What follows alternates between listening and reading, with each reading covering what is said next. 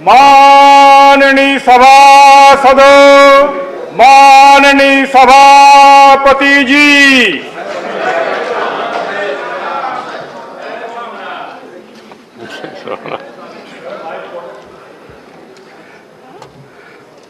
मैं सोमनाथ होकर आया, आपको मालूम हो गया क्या इसमें? Memorandum of business, papers to be laid on the table. General retired V.K. Singh. Sir, with your permission, I rise to lay papers mentioned against my name at serial number 1 of the revised list of business today.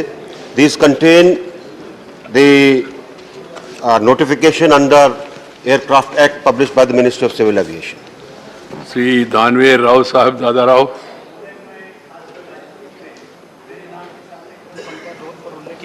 कागजातों को सभा पटल पर रखता हूँ। श्री पंकज चौधरी। सभापति जी, मैं आज की कार्यसूची में अपने नाम के सामने वर्णित कागजात आपकी अनुमति से सदन के पटल पर रखता हूँ। श्री भानु प्रताप सिंह वर्मा। माननीय सभापति महोदय, आपकी अनुमति से मैं आज की कार्यसूची में क्रम संख्या 4 पर मेरे नाम के आगे उल्लिखित कागजात को सदन के पटल पर रखता हूँ। Shri V Muraleedharan. Respected Chairman, sir, with your permission, I rise to lay on the table of the House the papers listed against my name at serial number 5 in today's revised list of business. Shri Rameshwar तेरी। सभापति महोदय, मैं आपकी अनुमति से आज की कार्यसूची के क्रम संख्या 6 पर मेरे नाम से उल्लेखित दस्तावेज राज्यसभा के पटल पर रखता हूं। श्री कौशल किशोर। सभापति महोदय जी, आपकी अनुमति से मैं आज की कार्यसूची में क्रम संख्या 7 पर मेरे नाम के समस्त सूचीबद्ध कागजातों की एक प्रत हिंदी व अंग्रेजी की सभा पटल पर रखता हूँ। श्री अजय भट्ट। आदरणीय सभापति जी, मैं आपकी अनुमति से आज की कार्यसूची में क्रम संख्या 8 पर मेरे नाम के सम्मुख अंकित दस्तावेज सभा पटल पर रखता हूँ। Doctor Bharati Pravin Pawar. Honorable Chairman, sir, with your permission, I rise to lay on the table of the House papers mentioned against my name at serial number 9 in today's revised list of business. Thank you. Doctor Munjapara Mahendra Bhai. Honorable Chairman, sir, with your kind permission, I wish to lay on the table of the House papers mentioned serial number 10 against my name in today's revised list of business. Shri Pankaj Chaudhary, once again. माननीय सभापति महोदय, मैं अपने नाम के सामने वर्णित संविधान के अनुच्छेद 151 के खंड 1 के अधीन निम्नलिखित प्रतिवेदनों की एक प्रति अंग्रेजी तथा हिंदी में आपकी अनुमति से सभा पटल पर प्रस्तुत करता हूं। पहला, तटीय परिस्थिति तंत्र के संरक्षण के संबंध में नियंत्रण और महालेखा परीक्षक का प्रतिवेदन संघ सरकार, पर्यावरण, वन और जलवायु परिवर्तन मंत्रालय 2022 का प्रतिवेदन संख्या 4 निष्पादन लेखा परीक्षा। दूसरा, 2020-21 के लिए जम्मू और कश्मीर संघ राज्य क्षेत्र सरकार के संबंध में वित्त लेखा खंड 1, वित्त लेखा खंड 2 और विनियोग लेखें। तीसरा, स्मारकों और प्राचीन कालीन वस्तुओं का परीक्षण और संरक्षण के निष्पादन लेखा परीक्षा के संबंध में भारत के नियंत्रक और महालेखा परीक्षा के प्रतिवेदन पर अनुवर्त संघ सरकार सिविल संस्कृति मंत्रालय 2022 का प्रतिवेदन संख्या 10 निष्पादन लेखा परीक्षा। चौथा, मार्च 2021 को समाप्त हुए वर्ष के लिए भारत के नियंत्रक और महालेखा परीक्षक का प्रतिवेदन संघ सरकार, राजस्व विभाग, अप्रत्यक्ष कर, माल और सेवा कर 2022 का प्रतिवेदन संख्या 5 2021 के समाप्त हुए वर्ष के लिए भारत के नियंत्रक और लेखा परीक्षा का प्रतिवेदन मड़ियों और आभूषण सेक्टर के निर्धारितों के आकलन पर निष्पादन लेखा परीक्षा संघ सरकार, राजस्व विभाग, प्रत्यक्ष कर 2022 की रिपोर्ट संख्या 6 31 मार्च 2021 के समाप्त हुए वर्ष के लिए संघ राज्य क्षेत्र वित्त पर भारत के नियंत्रण महालेखा परीक्षक का लेखा परीक्षा प्रतिवेदन जम्मू और कश्मीर संघ राज्य क्षेत्र सरकार वर्ष 2022 का प्रतिवेदन संख्या 2। सातवां, धर्मार्थ न्यास और संस्थानों को छूट पर निष्पादन लेखा परीक्षक के संबंध में नियंत्रण और महालेखा परीक्षक का प्रतिवेदन संघ सरकार, राजस्व विभाग, प्रत्यक्ष कर 2022 की रिपोर्ट संख्या 12। आठवां, 31 मार्च को 2021 को समाप्त हुए के वर्ष के लिए भारत के नियंत्रण महालेखा परीक्षक का प्रतिवेदन संघ सरकार वित्त और संचार 2022 का प्रतिवेदन संख्या 15 अनुपालन लेखा परीक्षा। 9 मार्च 2020 को समाप्त हुए वर्ष के लिए भारत के नियंत्रण और महालेखा परीक्षक का प्रतिवेदन भारतीय रेल से अपशिष्ट प्रबंध संघ सरकार रेलवे निष्पादन लेखा परीक्षा 2022 का प्रतिवेदन संख्या 16।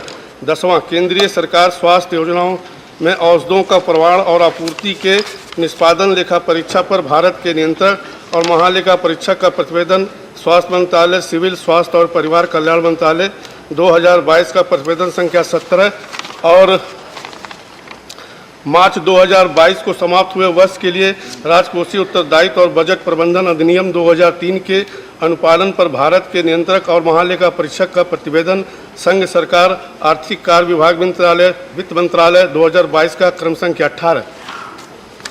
Right. Reports of the Department related to Parliamentary Standing Committee on Personal Public Grievance Law and Justice. Sri Sushil Kumar Modi. So I rise to present a copy each of the following reports in English and Hindi of the department related Parliamentary Standing Committee on Personnel, Public Grievances, Law and Justice. Number 1, 118th report on the subject, review of guardianship and adoption laws, and 119th report of the action taken on 111th report of the Committee on Strengthening of Grievance Redressal Mechanism of Government of India. Report of Joint Committee on Office of Profit. Susri Dora Sen. Thank you, Chairman, sir. With your permission, I rise to lay on the table a copy in English and Hindi of the 8th report of the Joint Committee on Office of Profit. Thank you, sir. Reports of the Department related to Parliamentary Standing Committee on Chemical and Fertilizers. Dr. Anil Jain. धन्यवाद सभापति महोदय, आपकी अनुमति से मैं आज के कार्य की सूची में मेरे नाम के सम्मुख तथा सूचीबद्ध रसायन एवं उर्वरक संबंधी स्थायी समिति का 35वां, 36वां, 37वां और 38वां की गई कार्यवाही प्रतिवेदन हिंदी तथा अंग्रेजी में सभा पटल पर रखता हूँ। Reports of the Department related to Parliamentary Standing Committee on Petroleum and Natural Gas. Srimati Kanta Kardam. Sri Ram Bhai Harji भाई मुकारिया। सर महोदय, मैं आज की कार्यसूची में मेरे नाम के सन्मुख यथा सूचीबद्ध पेट्रोलियम और प्राकृतिक गैस संबंधी स्थायी समिति के 14वां और 15वां प्रतिवेदन सभा पटल पर रखता हूँ। Report of the public accounts committee Shri Bhuvnesh करिता। Chairman sir, with your permission, I rise to lay on the table of the House a copy in English and Hindi of the 53rd report on excesses over voted grants and charged appropriation 2019-20 of the Public Accounts Committee 22-23. Thank you, sir. Statement by Minister Sri Prahlad Joshi. Sir, with your permission, I rise to lay a statement regarding the status of implementation of the recommendations contained in the 19th report of the Department related Parliamentary Standing Committee on Coal, Mines and Steel, on coal conservation and development of infrastructure for transportation of coal across the country pertaining to the Ministry of Coal. Dr. Monsoon Bhai Mandaviya. Honorable Chairman, sir, I pursuance of the provision of Rules 266 of Procedure and Conduct of Business, I rise to inform the House the status of implementation indicated in the statement being laid on the table of the House of various recommendations contained in 126 and 133 and 127 and 132, report of the Department related Parliamentary Standing Committee on Health and Family Welfare in respect of the demand of grant 2021-22 of Department of Health and Family Welfare and Department of Health Research respectively. Sri Prahlad Singh Patel. माननीय सभापति महोदय, मैं आपकी अनुमति से आज की संशोधित कार्यसूची में क्रम संख्या 3 पर उल्लिखित एक वक्तव्य सभा पटल पर रखता हूं, जो पेयजल, स्वच्छता, जल शक्ति मंत्रालय की 2022 और 23 की अनुपूरक मांगों पर मंत्रालय की स्थायी समिति द्वारा की गई सिफारिशों की कार्रवाई से संबंधित है। श्री पंकज चौधरी। सभापति महोदय, राज्यसभा के निर्देश के अनुसार अनुसरण में आर्थिक एवं कार्य विभाग, व्यय विभाग, वित्तीय सेवाएं विभाग, लोक उद्यम विभाग और निवेश और लोक अस्तित्व प्रबंधन विभाग से संबंधित वित्त से संबद्ध स्थायी समिति की 17वीं लोकसभा की 40वीं रिपोर्ट में निहित सिफारिश के कार्यान्वयन की स्थिति के संबंध में वक्तव्य देना अपना सौभाग्य मानता हूं। वित्त मंत्रालय के अनुदान मांगों 2022-23 की जांच से संबंधित वित्त से संबद्ध स्थायी समिति 17वीं लोकसभा की 40वीं रिपोर्ट दिनांक 22 मार्च 2022 को राज्यसभा में रखी गई थी।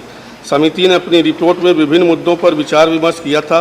समिति द्वारा वास्तविक बजटीय अनुमान तैयार करने, स्वीकृति निधियों के इष्टतम उपयोग, परिणाम, बजट अधिशेष, भूमि के मुद्रीकरण के लिए विशेष प्रायोजन वाहन, सार्वजनिक क्षेत्र के उद्यमों के विनिवेश, पूंजीगत व्यय, राज्यों की निधि, ब्याज भुगतान और सरकारी उधार, बैंकिंग क्षेत्र का शुद्धिकरण, एग्जिम बैंक, राष्ट्रीय वित्तीय अवसंरचना और विकास बैंक, डिजिटल अर्थव्यवस्था और बढ़ती ऑनलाइन धोखाधड़ी और उससे शिकायत निवारण तंत्र की सुविधा प्रदान करने संबंधित 13 सिफारिश की गई थी। इस रिपोर्ट में निहित सिफारिशों, टिप्पणियों के संबंध में की गई कार्रवाई के विवरण वित्त से संबद्ध स्थायी समिति को भेज दिए गए हैं। समिति द्वारा 40वीं रिपोर्ट में की गई सिफारिश के कार्यान्वयन के वर्तमान स्थिति अनुबंध में दी गई है। मैं अनुबंध के विषय वस्तु पढ़कर सुनाने में सदन का बहुमूल्य समय नहीं लेना चाहूँगा और मैं ये अनुरोध करूँगा कि इसे पढ़ा हुआ माना जाए। ठीक है। श्री भानु प्रताप सिंह वर्मा। माननीय सभापति महोदय, आपकी अनुमति से सूक्ष्म लघु तथा मध्यम उद्यम मंत्रालय की अनुदान मांगे 2021-2022 तथा 2022-2023 के संबंध में विभाग संबंधित उद्योग संबंधी संसदीय स्थायी समिति के 310वें एवं 315वें प्रतिवेदन में अंतर्विष्ट सिफारिशों के क्रियान्वयन की स्थिति के संबंध में वक्तव्य देता हूँ। Doctor मुंजीपर Mahendra Bhai. Honorable Sir, in pursuance of provisions of Rule 266 of the Rules of Procedure and Conduct of Business, I wish to inform the House the status of implementation indicated in the statement being laid on the table of the House of various recommendations contained in the 128th and 131st report of Department-related Parliamentary Standing Committee on Health and Family Welfare on demands for grants for the year 2021-22 of the Ministry of Ayush. Thank you, sir. Motion for election to the Governing Council of the North-Eastern Indira Gandhi Regional Institute of Health and Medical Sciences, Shillong. Dr. Monsoon Mandavia to move a motion. Honorable Chairman, sir, I rise to move that in pursuance of Clause 27 of Sub-Rules B of Rules 3, read with Sub-Rules A of Rules 4 of the Rules of the North-Eastern Indira Gandhi Regional Institute of Health and Medical Sciences, Shillong, this House to proceed to elect in the manner as directed by the Chairman, one member of amongst the members of the House to be a member of the Governing Council of the North-Eastern Indira Gandhi Regional Institute of Health and Medical Sciences, Shillong. Motion moved. Those in favor will please say aye. Aye. Those against will please say no. I think the ayes have it, the ayes have it, the ayes have it. The motion is adopted. Motion for election to the council established under Section 30A1 of the National Institute of Pharmaceutical Education and Research Amendment Act 2021. Dr. Monsoon Mandavia to move a motion. Honorable Chairman, sir, I rise to move that in pursuance of the Clause J of Subclause 2 of Section 30A, read with subsection 1 of Section 30B of the National Institute of Pharmaceutical Education and Research Amendment Act 2021, this House to proceed to elect in the manner as directed by the Chairman, one member from amongst the members of the House to be a member of the Council of the Institute. Motion moved. Those in favor will please say aye. Aye. Those against will please say no. I think the ayes have it, the ayes have it, the ayes have it. The motion is adopted. As it was announced by the Deputy Chairman earlier, there will not be question hour or any other issues except the special mentions which will be taken up after the scheduled time of the House being concluded. Farewell to the Chairman, Rajya Sabha. Honorable Prime Minister.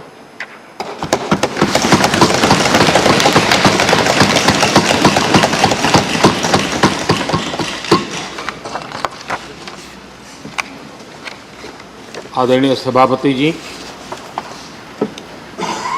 आज हम सब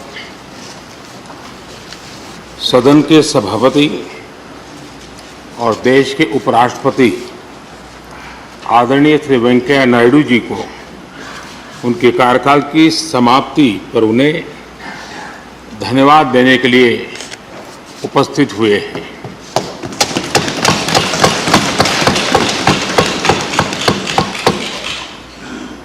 ये इस सदन के लिए बहुत ही भावुक पल है। सदन के कितने ही ऐतिहासिक पल आपकी गरिमामय उपस्थिति से जुड़े हुए हैं। फिर भी अनेक बार आप कहते रहे हैं, I have retired from politics but not tired from public life. और इसलिए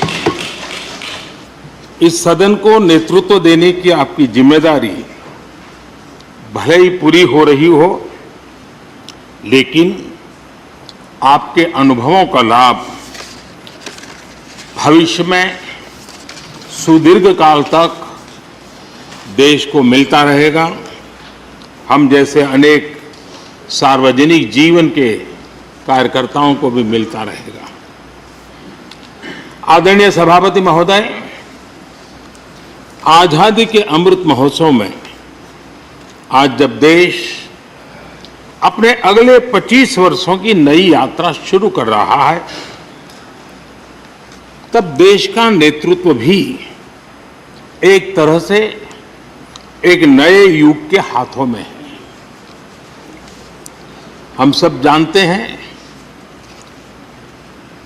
कि इस बार हम एक ऐसी 15 अगस्त मना रहे हैं जब देश के राष्ट्रपति, उपराष्ट्रपति, स्पीकर, प्रधानमंत्री, सबके सब वो लोग हैं जो आजाद भारत में पैदा हुए हैं।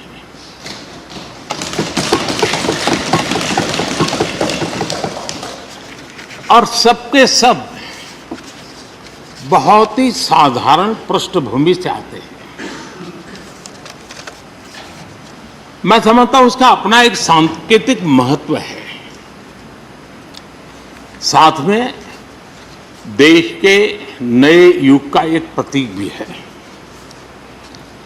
आदरणीय सभापति महोदय, आप तो देश के एक ऐसे उपराष्ट्रपति हैं जिसने अपनी सभी भूमिकाओं में हमेशा युवाओं के लिए काम किया है।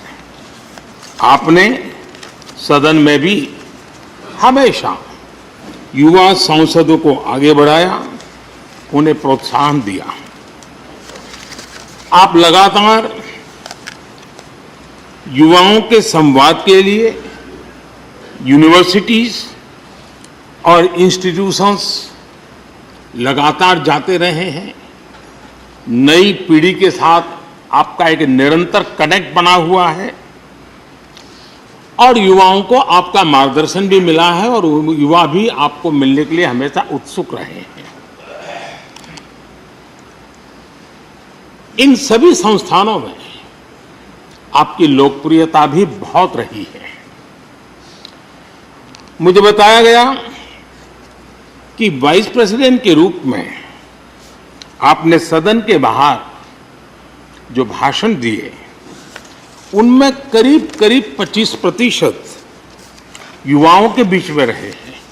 ये भी अपने आप में एक बहुत बड़ी बात है। आदरणीय सभापति महोदय, व्यक्तिगत रूप से मेरा यह सौभाग्य रहा है कि मैंने बड़े निकट से आपको अलग अलग भूमिकाओं में देखा है। बहुत सारी आपकी भूमिका ऐसी भी रही जिसमें आपके साथ कंधे से कंधा मिलाकर कार्य करने का भी मुझे सौभाग्य मिला है। पार्टी कार्यकर्ता के रूप में आपकी वैचारिक प्रतिबद्धता रही हो, एक विधायक के रूप में आपका कामकाज हो, सांसद के रूप में सदन में आपकी सक्रियता हो, भारतीय जनता पार्टी के अध्यक्ष के रूप में आपका सांगठनिक कौशल्य और लीडरशिप की बात हो, कैबिनेट मंत्री के रूप में आपकी मेहनत, नवाचार का आपका प्रयास और उससे प्राप्त सफलताएं देश के लिए बहुत उपकारक रही है। या फिर उपराष्ट्रपति और सदन में के सभापति के रूप में आपकी गरिमा और आपकी निष्ठा। मैंने आपको अलग अलग जिम्मेदारियों में बड़े लगन से काम करते हुए देखा है। आपने कभी भी किसी भी काम को बोझ नहीं माना। आपने हर काम में नए प्राण फूंकने का प्रयास किया है। आपका जज्बा, आपकी लगन हम लोगों ने निरंतर देखी है। मैं इस सदन के जरिए प्रत्येक माननीय सांसद और देश के हर युवा से कहना चाहूंगा कि वो समाज, देश और लोकतंत्र के बारे में आपसे बहुत कुछ सीख सकते हैं।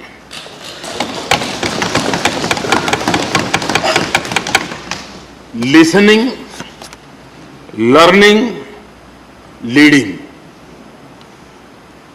कनेक्टिंग, कम्युनिकेटिंग, चेंजिंग और रिफ्लेक्टिंग, रिकनेक्टिंग जैसी किताबें आपके बारे में बहुत कुछ बताती हैं।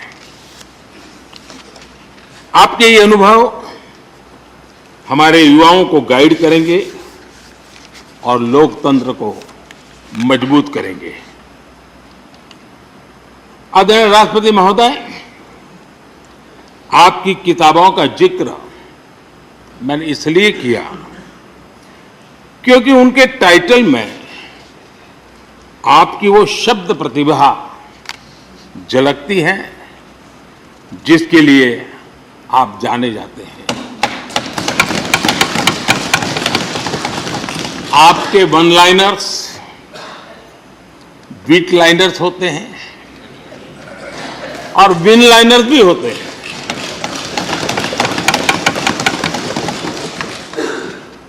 यानी उसके बाद कुछ और कहने की जरूरत ही नहीं रह जाती। Your each word is heard, preferred and reward and never countered.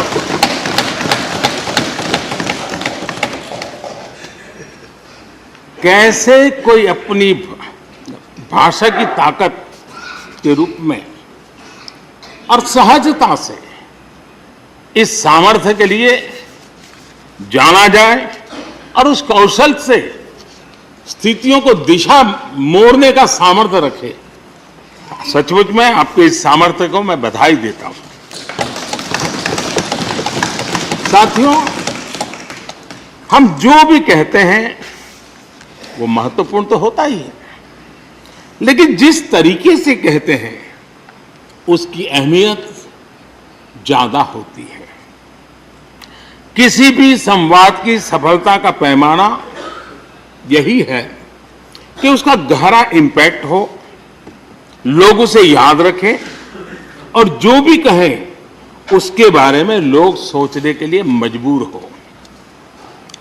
अभिव्यक्ति की इस कला में वेंकैया जी की दक्षता, उस बात से हम सदन में भी और सदन के बाहर देश के सभी लोग भली भांति परिचित हैं। आपकी अभिव्यक्ति का अंदाज जितना बेबाक है उतना ही बेजोड़ भी है। आपकी बातों में गहराई भी होती है, गंभीरता भी होती है, वाणी में बीट भी होता है और वेट भी होता है, वार्मथ भी होता है और विजडम भी होता है। संवाद का आपका तरीका ऐसे ही किसी बात के मर्म को छू जाता है और सुनने में मधुर भी लगता है। आदरणीय सभापति महोदय, अपने दक्षिण में छात्र राजनीति करते हुए अपना राजनीतिक सफर शुरू किया था। तब लोग कहते थे कि जिस विचारधारा से आप जुड़े थे उसका और उस पार्टी का निकट भविष्य में तो दक्षिण में कोई सामर्थ्य नजर नहीं आता है, लेकिन आप एक सामान्य विद्यार्थी कार्यकर्ता से यात्रा शुरू करके और दक्षिण भारत से आते हुए उस पार्टी के राष्ट्रीय अध्यक्ष के शीर्ष पद तक पहुंचे।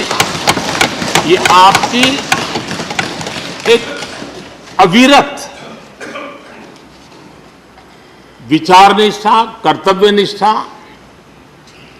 और कर्म के प्रति समर्पण भाव का प्रतीक है।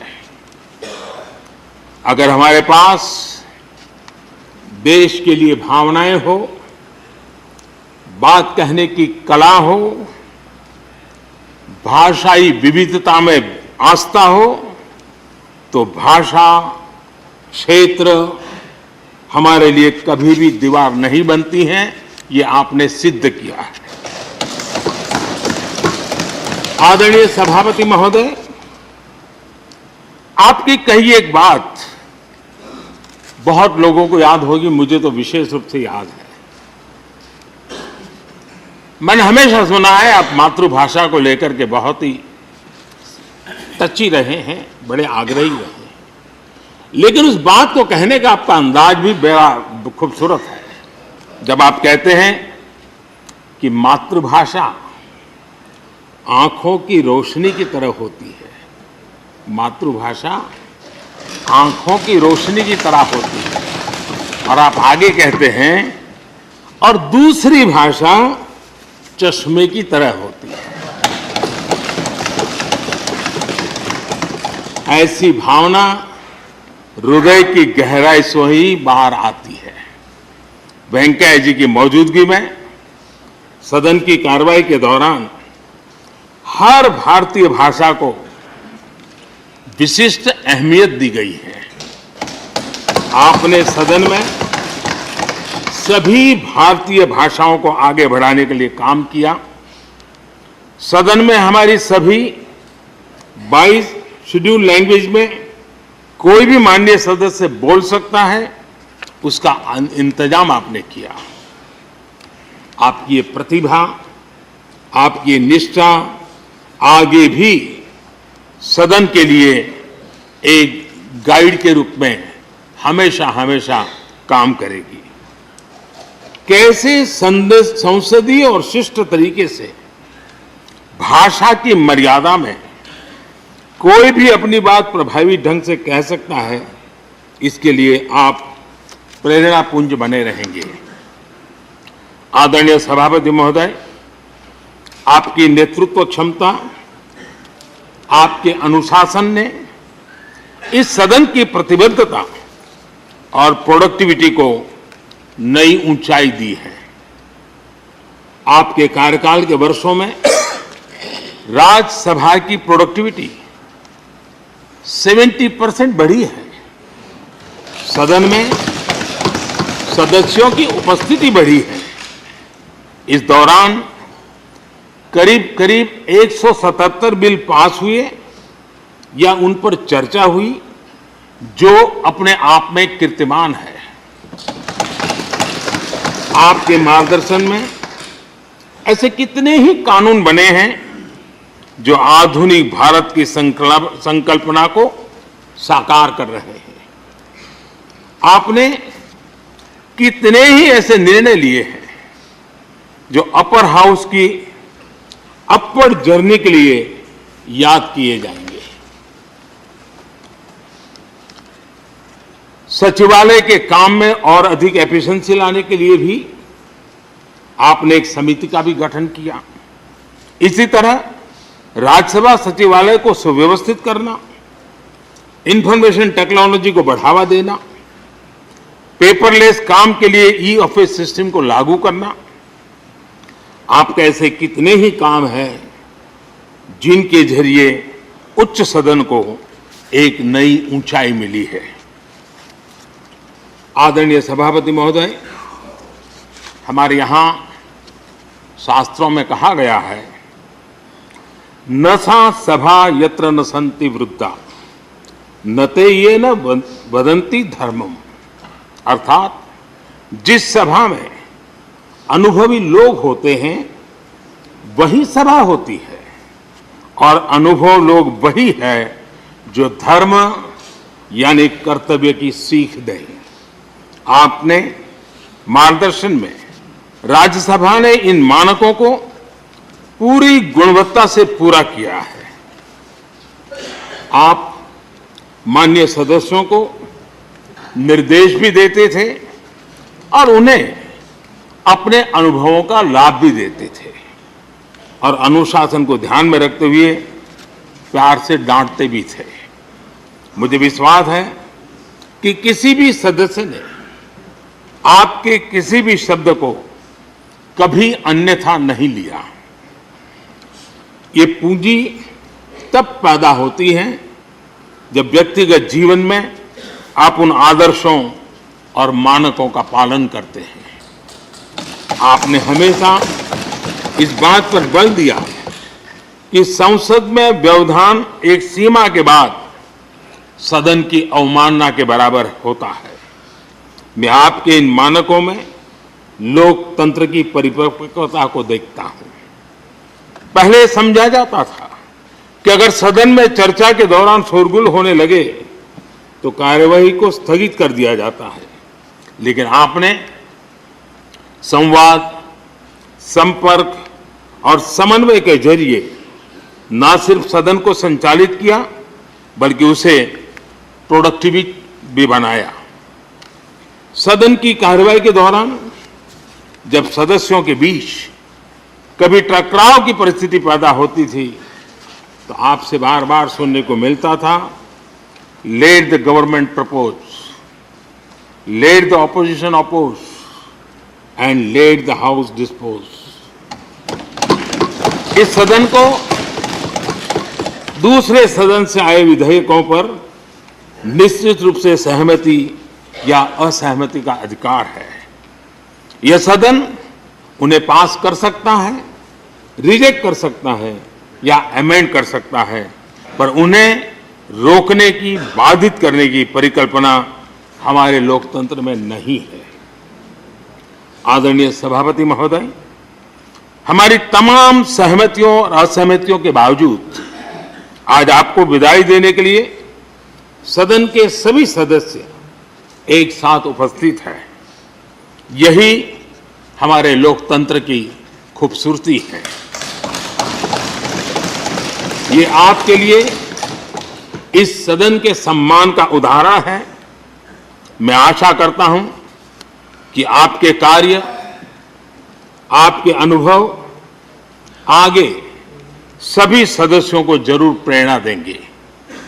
अपने विशिष्ट तरीके से आपने सदन चलाने के लिए ऐसे मानदंड स्थापित किए हैं जो आगे इस पद पर आसीन होने वालों को प्रेरित करते रहेंगे। जो लेगेसी आपने स्थापित की है, राज्यसभा उसका अनुसरण करेगी, देश के प्रति अपनी जवाबदेही के अनुसार कार्य करेगी। इसी विश्वास के साथ आपको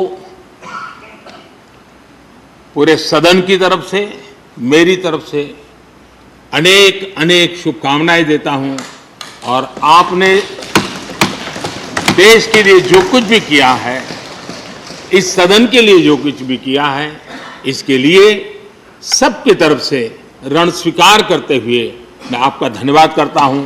बहुत बहुत शुभकामनाएं। धन्यवाद प्रधानमंत्री जी। श्री मल्लिकार्जुन खड़गे जी, लीडर ऑफ अपोजिशन।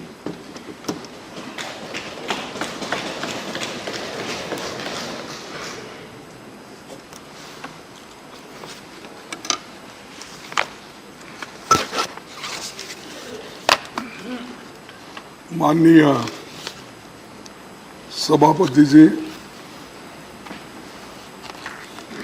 थोड़ा सा मुझे कोल्ड इफेक्ट होने की वजह से मेरी आवाज़ उतनी बुलंद नहीं है जितना प्राइम मिनिस्टर ने अपने सारी बातें आपके सामने रखी। और ये ऐसा भी होता है जो पहला वक्ता बात करते हैं, ये बफे सिस्टम टाइप, जो पहले जाते हैं पंक्ति में उनको ज़्यादा खाना मिलता है, जो बाद में वहाँ पर जाएंगे थोड़ा फिर उधर इधर की बातें बोलते हैं। लेकिन मैं आपके सामने चंद बातें रखना चाहता हूं जो मैं खासकर आपसे एक 30-40 साल से अपनी पहचानत है। आप जनरल सेक्रेटरी इंचार्ज कर्नाटका थे, फिर बीजेपी के प्रेसिडेंट भी थे, फिर ये हमारा सौभाग्य है कि आप 3 बार कर्नाटक से राज्यसभा मेंबर चुन के आए।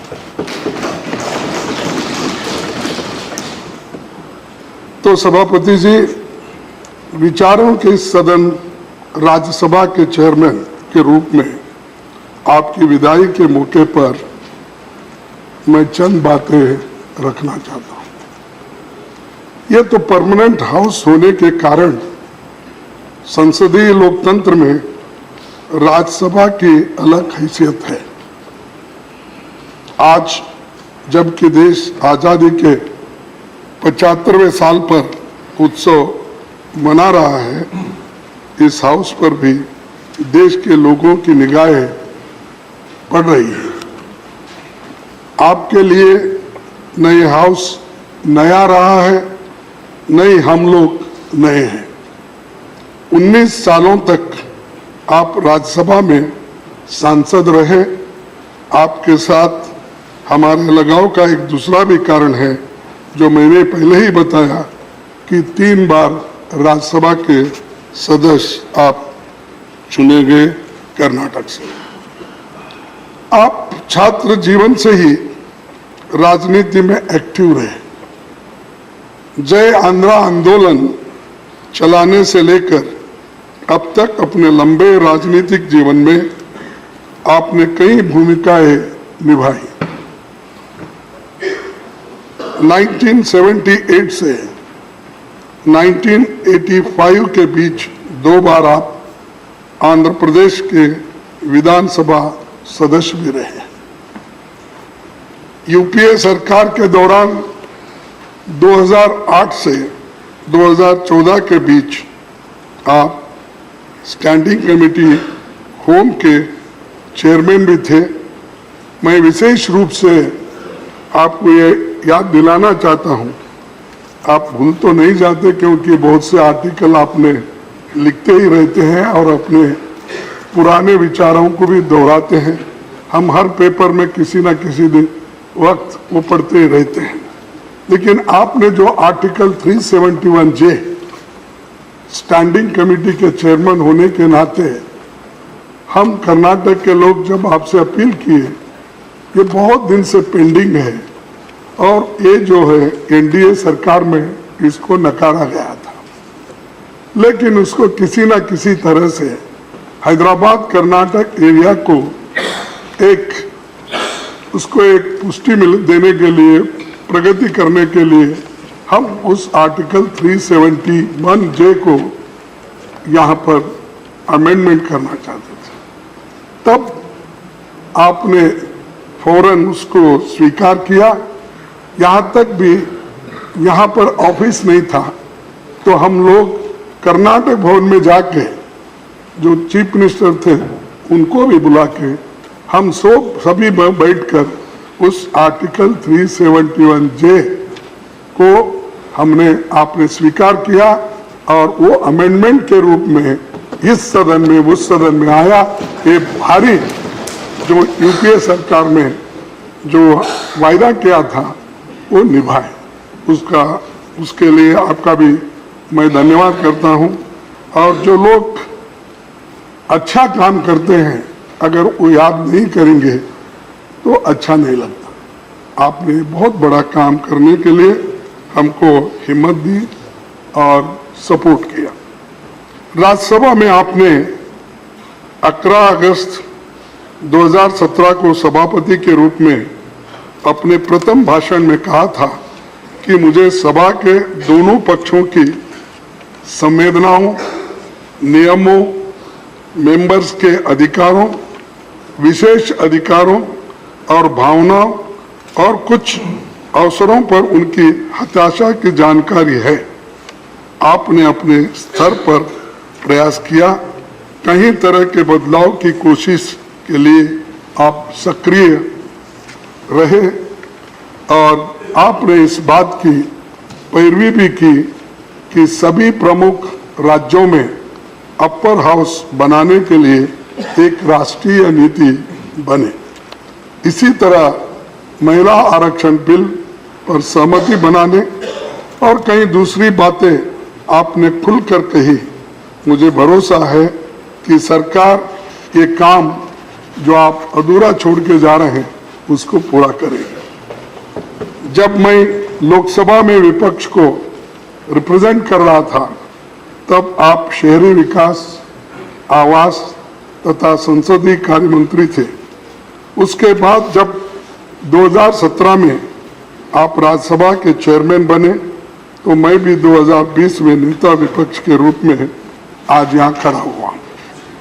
राज्यसभा में आने के बाद बेशक हम दो अलग अलग विचारधारा के लोग हैं।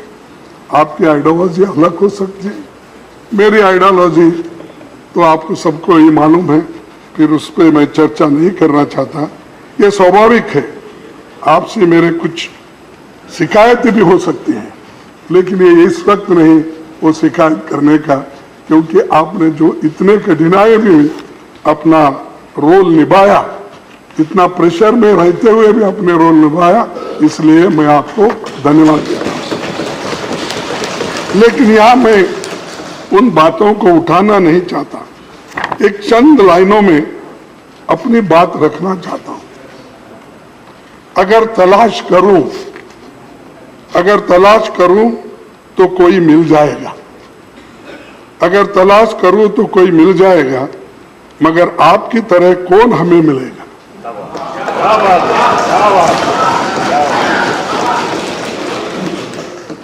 आपके साथ से यह मंजर रौनक जैसा है, आपके साथ से यह मंजर रौनक जैसा है, आपके बाद में मौसम बहुत सताएगा।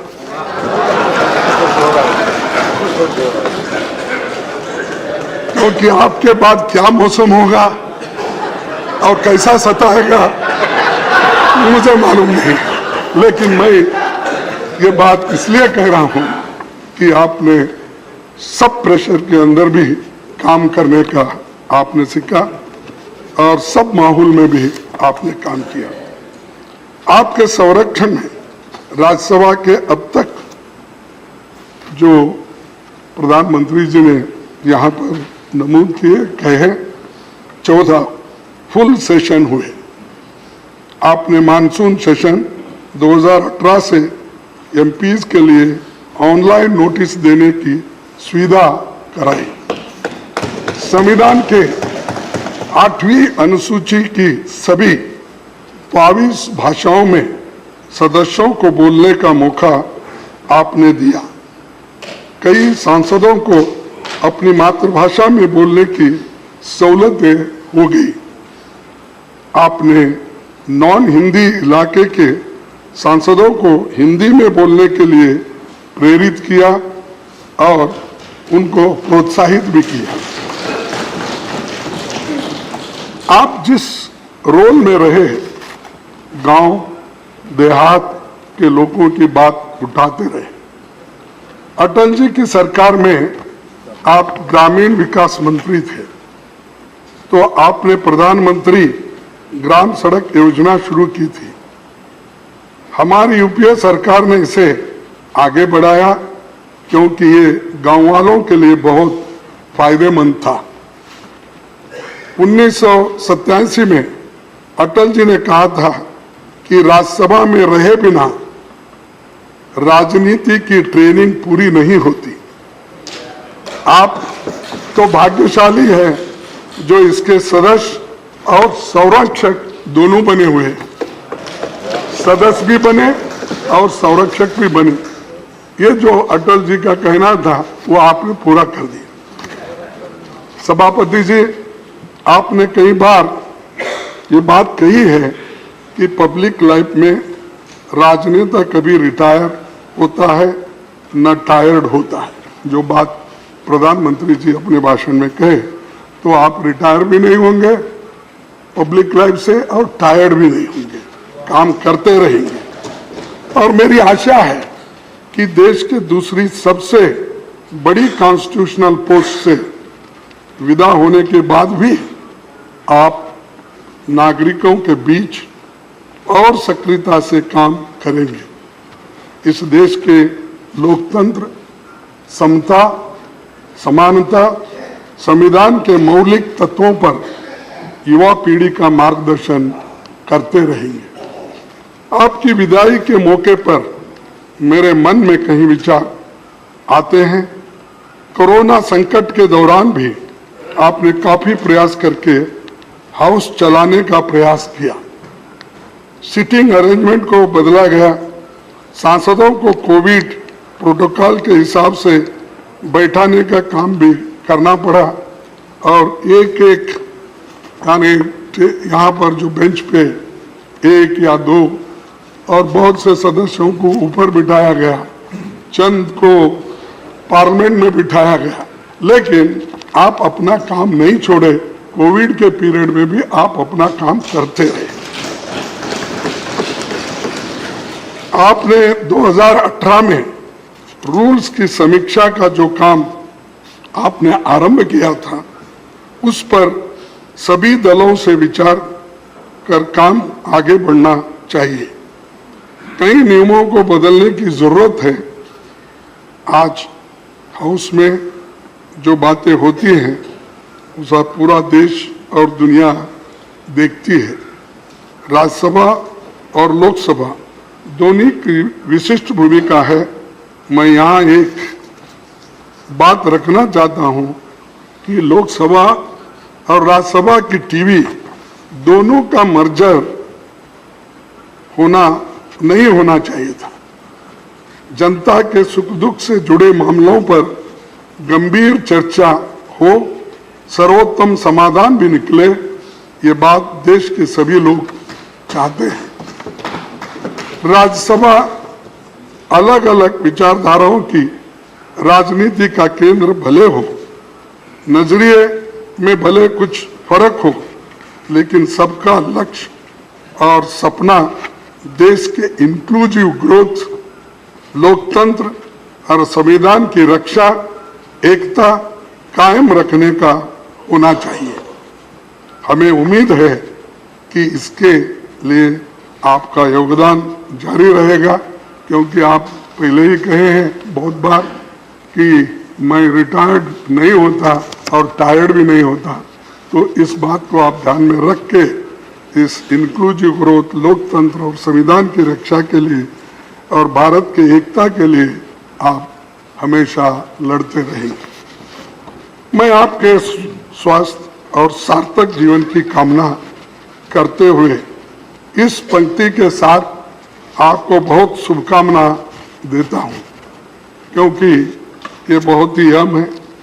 कहाँ आंसुओं की ये सौगात होगी, कहाँ आंसुओं की ये सौगात होगी, नए लोग होंगे, नई बात होगी। चिरागों को आंखों में महफूज रखना, चिरागों को आंखों को महफूज रखना, बड़ी दूर तक रात ही रात होगी। मुसाफिर है हम भी मुसाफिर हो तुम भी, किसी न किसी मोड़ पर फिर मुलाकात होगी। धन्यवाद आप सभी को। धन्यवाद करके जी। मैं व्यक्तिगत रूप में बफे को ज़्यादा पसंद नहीं करता हूँ। सहपंक्ति भोजन के पक्ष में हूं और विश्वास भी करता हूं, इसलिए निश्चिंत रहिए, लाइन में कहीं भी बैठे वहां तक आपको सब मिलेगा ऐसा, मगर अपना अपना स्वास्थ्य के हिसाब से लोगों को खाना है। Shri Derek O'Brien, Trinamool.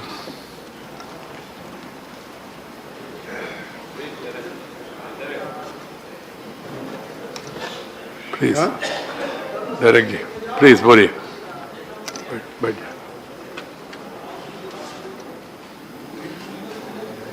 Sir, please please, हाँ Derek. just after independence in undivided Andhra Pradesh, those who owned agricultural land were, how do they show how well off they are, how important they are in that area? They had a very interesting way of showing. They didn't show, it's just that they had the number of bullocks you owned, the number of pairs of bullocks you owned. So if you owned 2 pairs of bullocks, you were quite well off. If you owned 4 pairs of bullocks, you were even better off. And a few families owned 6 or 8 pairs of bullocks. So one such family owned 8 pairs of bullocks. So good so far. But one day, one of these bullocks, one of these the animals, they went totally nutty, and the bullock actually gorged a lady in the stomach. The lady was carrying a baby or a 1-year-old boy. Dropped the child, obviously. The lady was taken to the hospital and the lady passed away. And the child lost his mother at the age of 1. This is your story, sir, of an early loss. And from that early loss, you have done whatever you have done, which we can find in not only Wikipedia entries, but in a glorious career you have had. And I don't want to go there today because I think we have lots of speakers, so we'll all talk about that. Sir, I'm sure that will make a good story for your autobiography, which you must write. I've had many experiences with you, but a few I'm going to talk about today, and I certainly don't expect answers for any of those, but maybe one day you will write an autobiography. So this child who lost his mother in these tragic circumstances from this agricultural family, cut to September 20, 2020. To me, that was a very important day in my outlook about you. And maybe you'll answer that question someday in your autobiography. On September the 20th, 2020, the day this House passed the farm bills, you were not on the chair.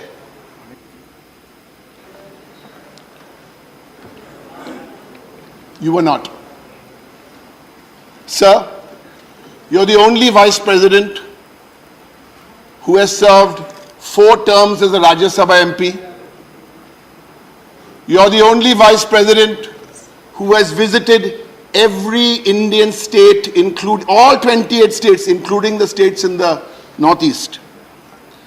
Sir, these we know, but someday you will give us the answers, because when I first came here, you used to sit this side. And I remembered on the 2nd of September 2013, I think your seat was just here. On the 2nd of September 2013, you made a passionate speech on petrol and diesel.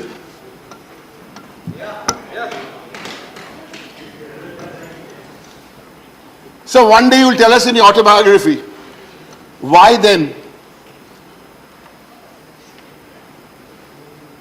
Let's not go there. Sir, on the 1st of March 2013, I remember one more speech of yours. You led the discussion, Mr. Jaitley was that side, and you made an intervention for about 5-6 minutes on phone tapping. We tried Pegasus last few years, but we didn't get a discussion, sir. And you have really given us one piece of advice, opposition and government, is that talk to each other and solve. I think that's the one take we take away, that you always, in the meetings, you know, sometimes what happens in chambers stays in chambers, but you used to always say, talk. And you would talk in the same tone. You talk to the government, talk and solve. You talk to opposition, talk and solve. And nobody is perfect. You would have tried hard to get our Honorable Prime Minister to perhaps answer one question in your full tenure. That didn't happen. Sir, earlier today, a point was made about productivity in Rajya Sabha. Yes, sir. You are the chairman of the Rajya Sabha. We want to congratulate you. If you look at the productivity numbers and the number of bills passed, sir, you were there. But there's another side to this argument. And as you leave today, sir, we would urge you, because you have at least 20 more years to offer in public life. So these are the thoughts, sir, to urge you, because there's another school of thought who think that Parliament has become a deep, dark chamber. And you've often advised us, send bills to committees, why only 6 out of 10 no, why only 1 out of 10 bills are going. Send bills, scrutinize these bills. And sir, so these are issues which I'm sure you will address, because I know, autobiography or no autobiography, you will speak your mind and you will guide us. Sir, of all the happy things we remember is the great food you served us and the great host you are. Not only you, but I think equal credit should go to Mrs. Naidu. The wonderful, every time you hosted any MP, all of us in the Vice President's house, sir, it was absolutely wonderful. And since I eat mostly non-vegetarian food, that became even better. Sir, we wish you, on behalf of my party, the All India Trinamool Congress, and everybody, we wish you and Mrs. Naidu happy years ahead. And as I remember once mentioned that you are the chief outside, but you have a home minister at home who actually controls whatever is going on. Sir, the Prime Minister very nicely put it in his speech, where he said every word you said is revered and this is preferred. Yes, sir. We'd like to add to that, sir. We wanted you to stay here longer because we hope your going was actually deferred. Thank you, sir. Thank you. Thank you, Derek. Sri Tiruchi Siva. Mr. Chairman, sir, there are some moments which are unavoidable, but at the same time unacceptable. This is also one. Sir, only in the agony of parting do we look into the depths of love. Sir, today we are bidding you farewell, only because it is a customary one, that's all. But we can never do so, sir. So on behalf of my party DMK and my fellow colleagues here from my party, who have a special regard for you, I shower upon you profusely our thanks and appreciations and congratulations for your tenure in this august house as chairman. So there are many things to recollect. We would have worked you sometimes seeking opportunities. Instead of doing anything which is very harsh, you were just one word with affinity and command, Shiva, made me to sit down. Nothing else you resorted to. I've already many times told you that also. Sir, in Tamil there is a word, Arima Nokku. That's a look of a lion. In the forest, not all animals stand and look back. One is the lion. It only can look back the path it dreaded. It only can bring behind it all the animals in the forest in a disciplined manner. You are a lion, sir. You can look back, for you have left a very great track. Sir, you started your life as a very good student. Then as a student leader, wedding to yourself to an ideology. Then you started climbing the ladder, sir. You never came down. You were a member of the Legislative Assembly.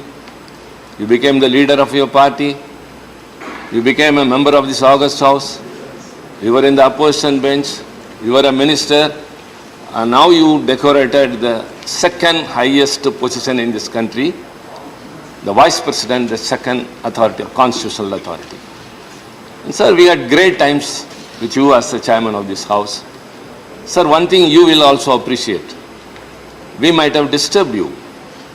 We might have shouted. Of course, in the path of democracy, seeking opportunities, insisting for debates. But at the same time, when during our discourse, never we have come down the decorum of this House. We have appreciated many a time that the debate in this House by all the party members are par excellence. Sir, on this occasion, I think this is the right time and right place to put on record three things.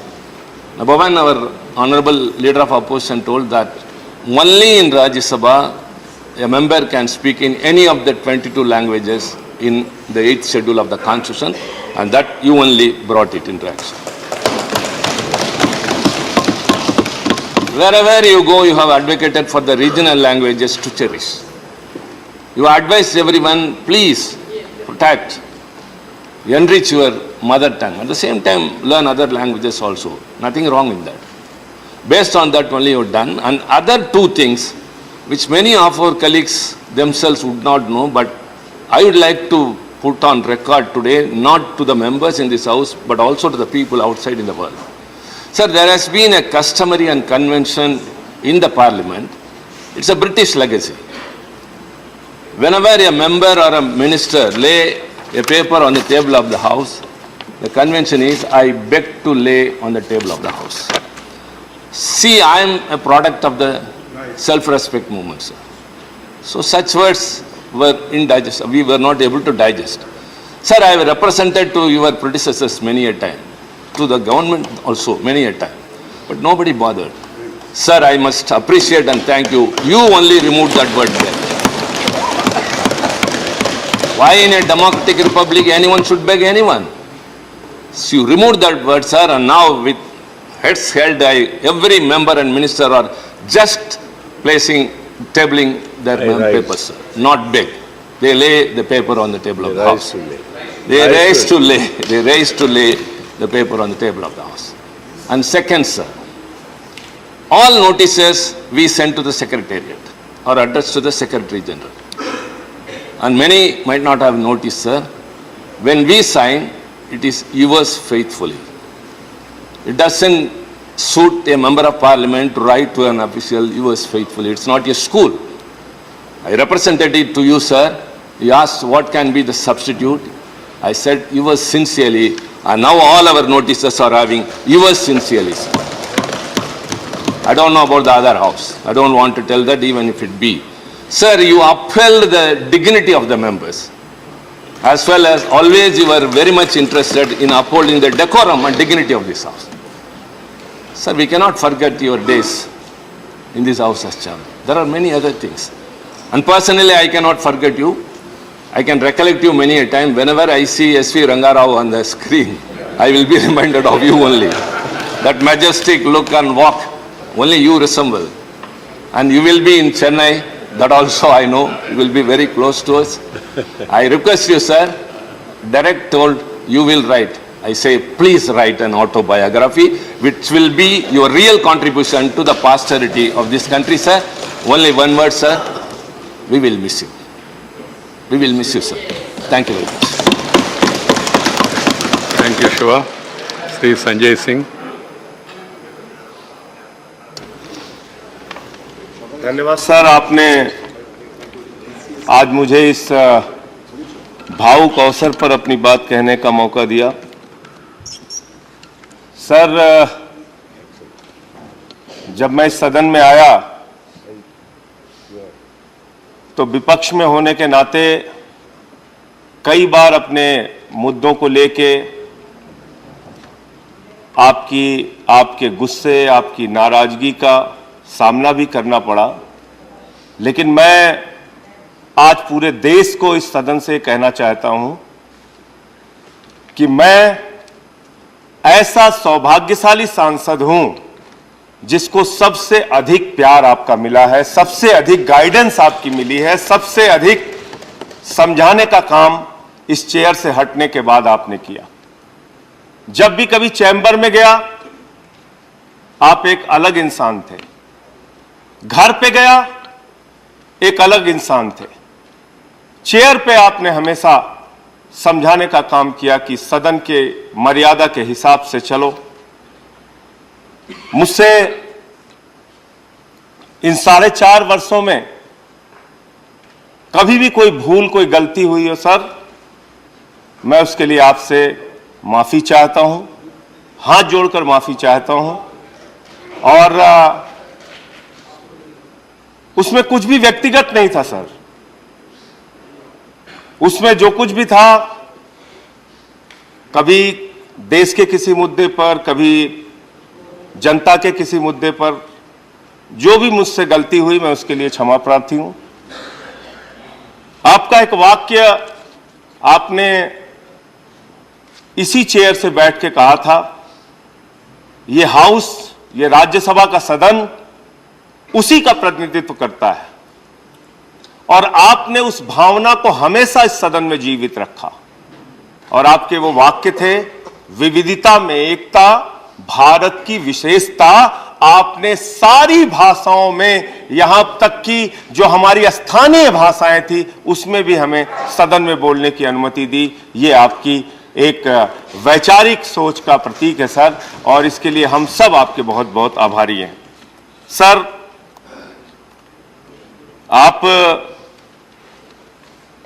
हो सकता है इस chair पे आगे हम लोगों को ना दिखें, लेकिन मैं एक बार जरूर आपसे रिक्वेस्ट करूंगा, जैसे प्यार से भोजन के लिए हम लोगों को बुलाते थे, ये सिलसिला रुकना नहीं चाहिए।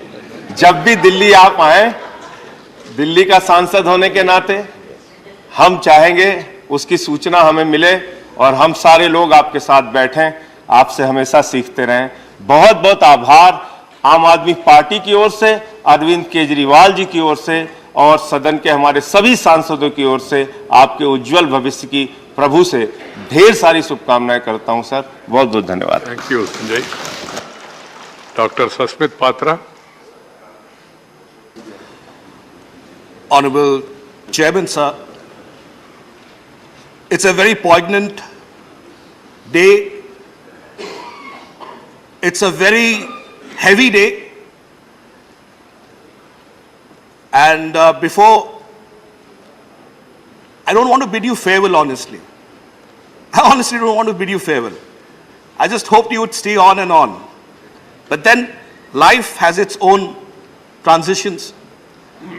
So I want to first thank you on behalf of my party Biju Janata Dal, on behalf of our leader Shri Naveen Patnaik ji, for your service to the nation, for your service to this country, for your service to this house, and for being the great man that you are, with your simplicity, with your charm, with your dedication, with your commitment, for having done so much for all of us.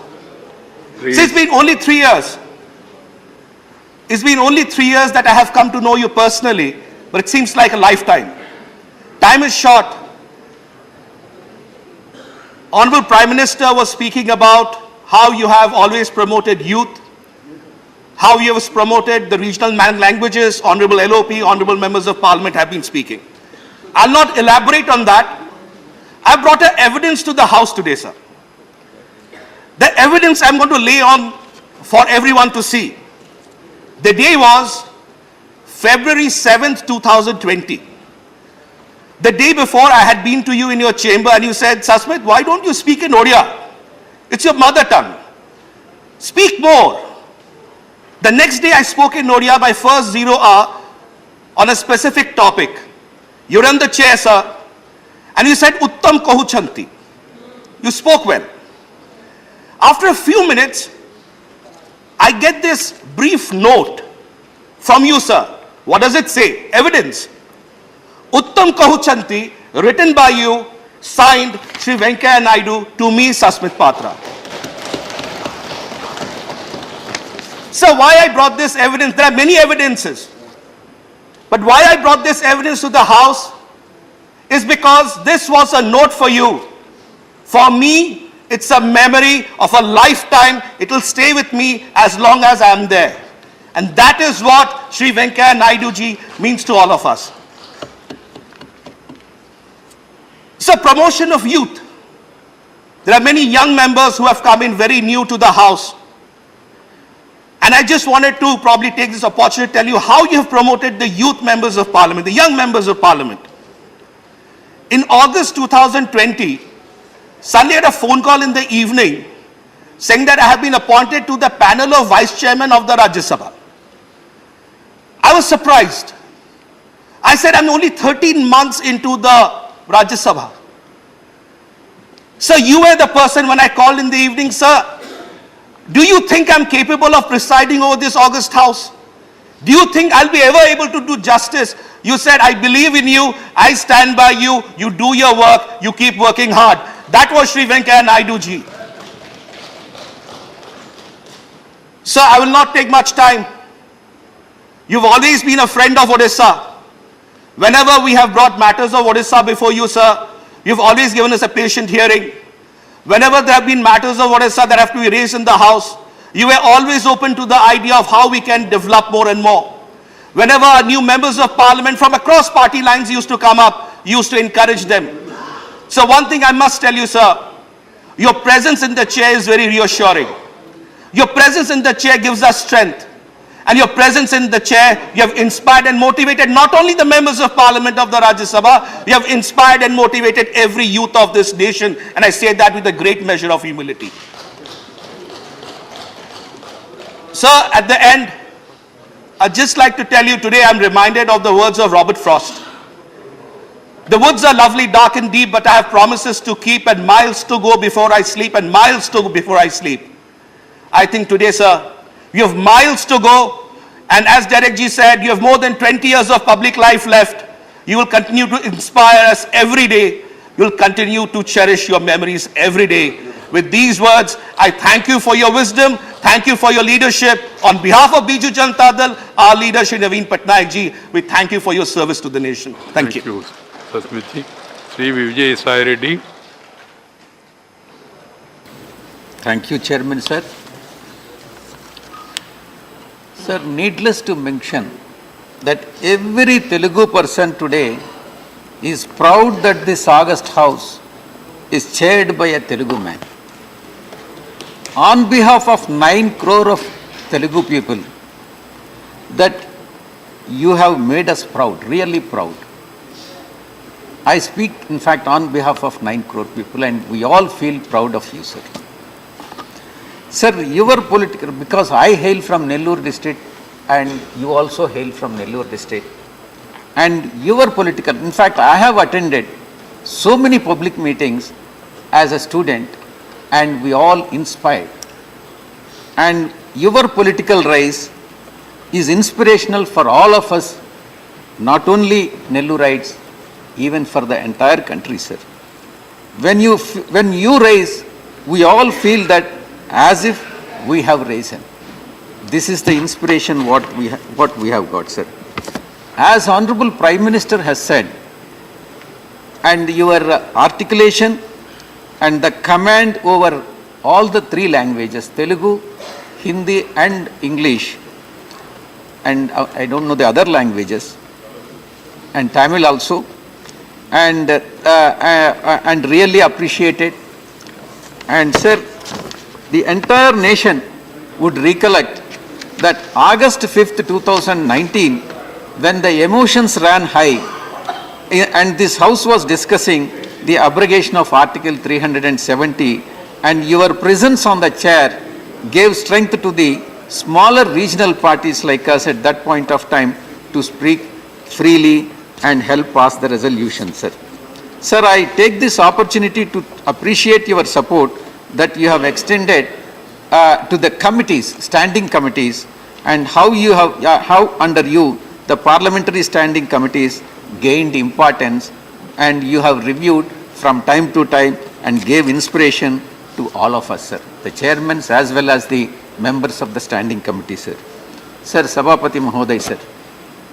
Sir, one incident I would like to recollect at this point of time, 1 more minute, sir. 6 साल पहले जब मैं इस सदन में आया था, almost 6 years back, sir, तब मैं आखिरी कतार में बैठता था, sir, the last row. Sir, मुझे लगता था कि बोलने का मौका शायद नहीं मिलेगा. Never thought, sir. Never thought that I would get. लेकिन आपने मुझे बोलने का मौका दिया. मुझे ही नहीं बल्कि सभी not only me, sir, सभी नए सदस्यों को बोलने का मौका दिया, सर. सर, मैं सबकी तरफ से आपको धन्यवाद देता हूं. एक और कारण है, सर, जिसकी वजह से मैं आपका आभारी रहूंगा. आपने मुझे चेयर पर बैठकर सदन चलने की योग्य संज्ञा मुझे मौका दिया, सर. आपका बहुत बहुत धन्यवाद, सर. आप हमेशा स्वस्थ रहे, प्रसन्न रहे, यह कामना करता रहूं. बहुत बहुत thank you. K Keshava Rao, doctor Keshava Rao, not there. Shri Ahmad Ashfaque Karim, please. Urgent, आप हमेशा है. बहुत बहुत शुक्रिया हमारे रेस्पेक्टेड चेयरमैन साहब, आपने मुझे ये मौका दिया और ये सुनहरा मौका मैं किसी तरह से खोना नहीं चाह रहा था. आज मैं अप्रैल 2018 से इस सदन में हूँ. वाकई आज का जो माहौल है, ऐसा माहौल मैंने कभी नहीं देखा. ये सिर्फ आपकी मोहब्बतों और जमहूरी निज़ाम की तरह हाउस को चलाने के बदले आज लोग कुछ एक अजब सा माहौल है. आज इस तारीखी और यादगार अलविदाई प्रोग्राम के मौके पर खुशी और गम के जज्बात का मिला जुला असर अपने वजूद समेत पूरे मजमे में मैं देख रहा हूँ. और ये सिर्फ आपकी मोहब्बतों, आपने जो मोहब्बत दिया है उसके नतीजे में है. खुशी इस बात की है कि हमारे जमहूरी निज़ाम इस कदर मजबूत और खूबसूरत हैं कि इसके पाबंद आप जैसे कद्दावर लीडर और तारीख साज रहनुमा भी हैं. मुद्दत सदारत मुकम्मल हुआ और खुश दिली से न सिर्फ अलविदा कह गए, बल्कि अलविदाई तकरीब को आप जीनत भी बख्श रहे हैं. और आपसे पहले के हमारे बुजुर्गों ने भी यही किया और वह आइंदा भी यही रहेगा. हर कोई अपनी मुद्दत पूरी करने के बाद बावकार चेयर दूसरों को सपुर्द कर देता है. यही सिलसिला चल रहा है, दूसरों को हवाले कर देता है. इससे हमें बहुत कुछ सीखना चाहिए, हमें बहुत कुछ इससे सीख मिलती है. खुशी इस बात की भी है कि आपने अपनी पूरी मुद्दत में तमाम अरकान यानी माननीय सदस्यों का न सिर्फ एहतराम किया, बल्कि उन्हें अच्छे माहौल में अपनी बातें सदन में रखने का मौका भी दिया. और जमहूरी रवायात व इक़्तिदार को कायम रखने की हत्तल इम्कान कोशिश करते रहे, लेकिन गम के जज्बात का भी दिमाग और दिलों पर गहरा असर है। आपकी यादें, आपकी बातें मुद्दतों तक रहेंगी दिलों पर, और इस मजबूत मुल्क के सियासी और तारीखी पन्नों में आपका नाम अदब से लिया जाता रहेगा। हम सब दुआ करते हैं कि आपकी अगली जिंदगी भी सेहत व आफियत के साथ गुजरे और समाज व मुल्क को तरक्की की राह पर लाने की आपकी कोशिशें जारी रहें। गूंजते रहेंगे तेरे अल्फाज मेरे कानों में, तूने तो आराम से कह दिया अलविदा दोस्तों। Thank you Kareem ji. Doctor John Brittas.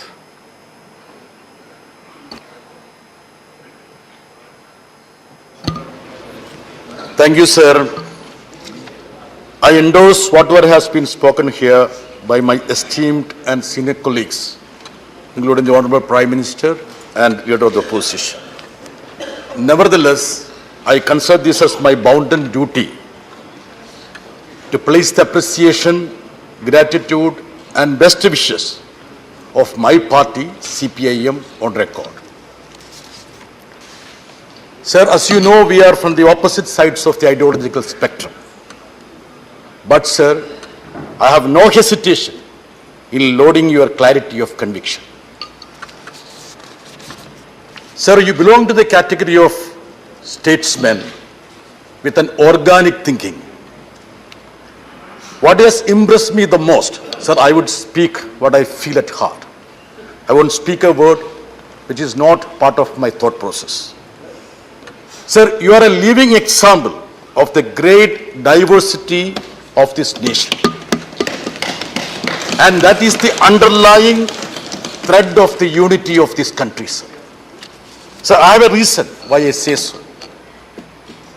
When there is a chorus that is shriller, louder for uniformity of behavior, culture, language, and even food, sir, you stand tall as a lamppost of rich diversity that the country is and should be, sir. Sir, can I submit you, sir? Even the spotless Dravidian attire shows that. Sir, many have spoken about the hospitality, sir. So I have my personal experience of almost 3 decades. Javadekar ji, more than 3 decades. Please note the point. Sir, as a journalist, I have observed you shifting your base from Andhra to the vortex of the national politics. Sir, you are simply the king of hospitality. I don't think anybody else in this house can match you. Sir, I would relish those days when we had sumptuous non-vegetarian meals. I stress on that, non-vegetarian meals.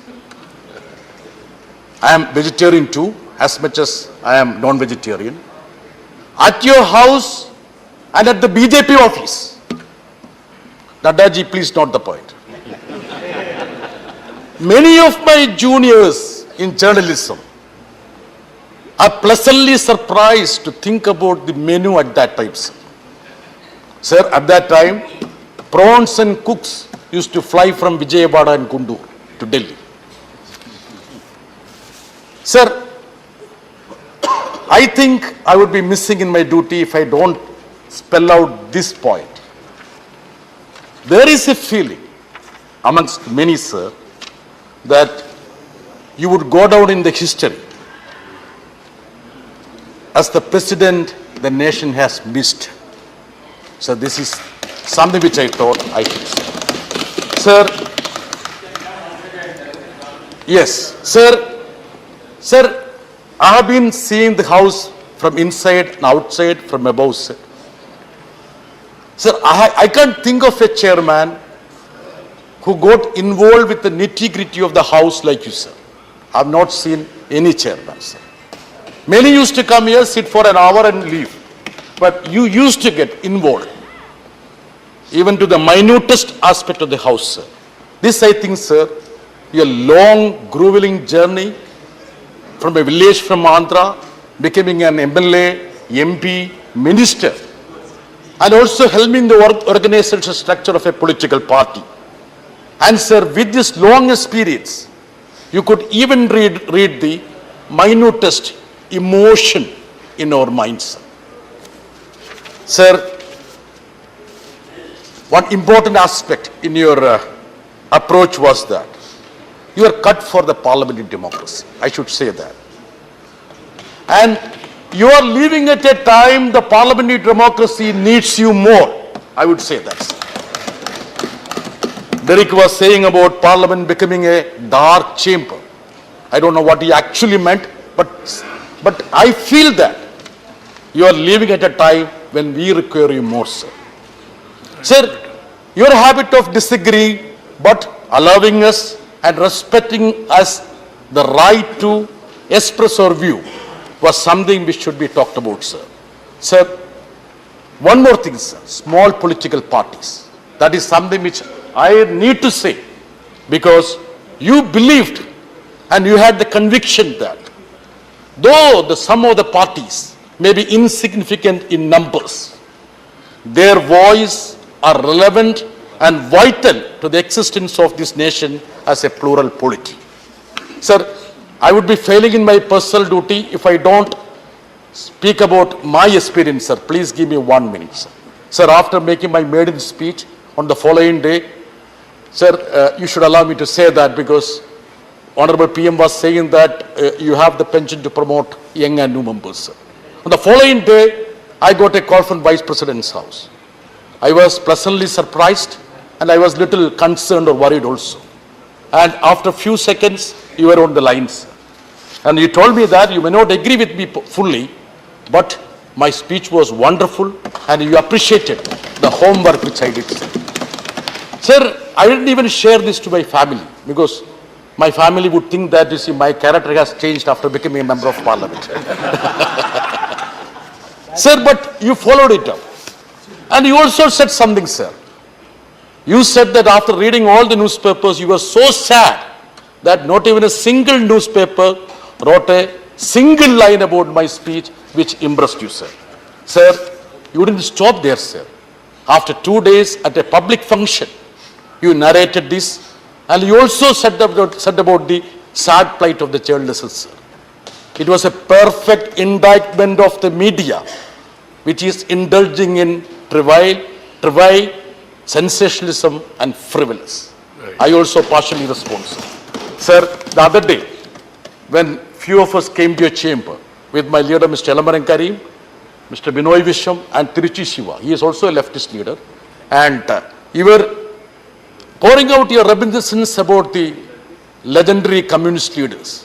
You talked about Bhupesh Gupta, you talked about Indrajit Gupta, A.K. Gopalan, you talked about Somnath Chatterjee, and you said, though you differ in ideology, you would want the leftist movement to survive and to be present in parliament in full vitality and vigor, sir. Sir, one more minute, sir.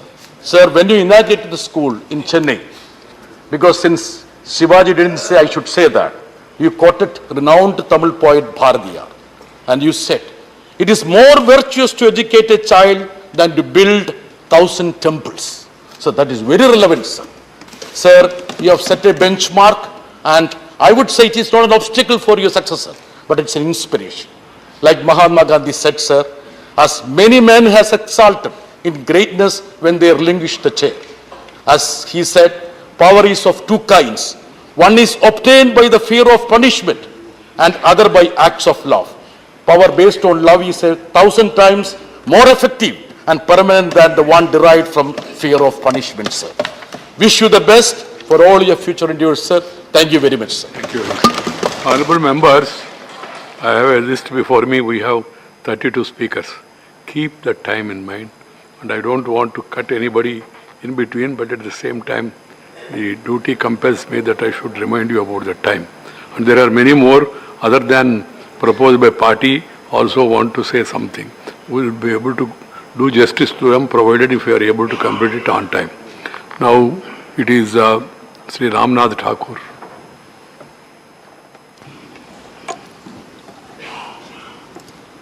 श्रद्धेय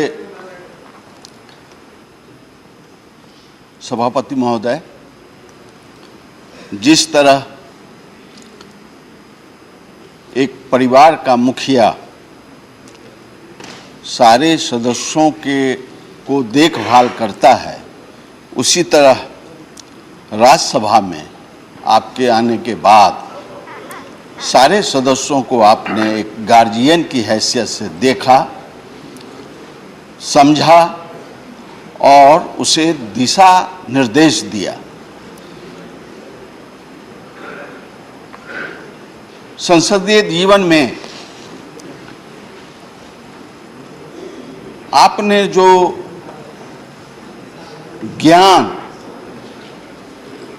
अनुभव, बुद्धि का जो इस्तेमाल किया, मैं उससे बहुत प्रभावित हुआ। आपने 13 सत्रों की अध्यक्षता की और देखा कि सदस्यों का गुस्सा कैसे आपने झेला और कितने अच्छे ढंग से अनुभव के आधार पर उस गुस्सा को शांत किया। आपके अध्यक्षता में 177 बिल पास हुए और समयबद्ध तरीके से आपने बिल का निष्पादन किया। मैं अपनी तरफ से, अपने परिवार की तरफ से, अपने दल की तरफ से बिहार के मुख्यमंत्री श्री नीतीश कुमार जी की तरफ से नहीं बिहार के 13 करोड़ जनता की तरफ से, राज्यसभा में जितने मेंबर हैं उनकी तरफ से मैं आपके स्वास्थ्य के, अच्छे स्वास्थ्य की कामना करता हूं और यह कहना चाहता हूं, किसी रचनाकार ने कहा है, नजरें बता रही है तुम दूर जा रहे हो, नजरें बता रही है तुम दूर जा रहे हो, पर दिल ये कह रहा है आप पास आ रहे हो। इन्हीं चंद शब्दों के साथ मैं आपके प्रति संवेदना व्यक्त करता हूं। धन्यवाद। धन्यवाद Ramnath ji. Shri doctor तंबिदुरै।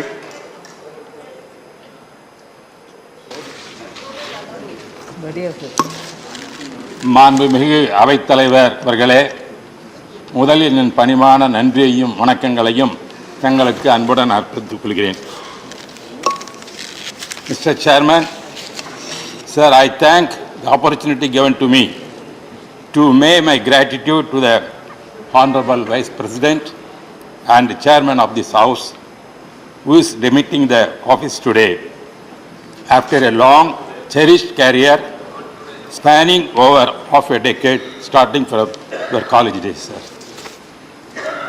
Sir, I recollect the long friendship I have with you since the days you came to the Parliament in 1998.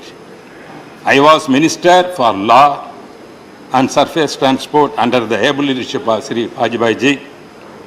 So I had the opportunity of seeing you in the Rajya Sabha participating in many of its activities. And also, sir, when I has become the Deputy Speaker of Lok Sabha, support of our Honorable Modi ji and our Amma, you were the Parliament Affairs Minister there. And also, I have seen your hard work and pleasant manner in dealing with the friends and fellow members have been the prime dreams for your study growth, sir. And also, sir, I want to mention the days you have spent in Apollo Hospital when Amma was Honorable Chief Minister was in the hospital. You have spent a long time helping us how to recover from the death condition. But unfortunately, she faced that last days of the death in the hospital. You are the instrument there. You went a lot of time to arrange all the arrangements for all funeral and everything. I cannot forget, and our party ADMK cannot forget all these things.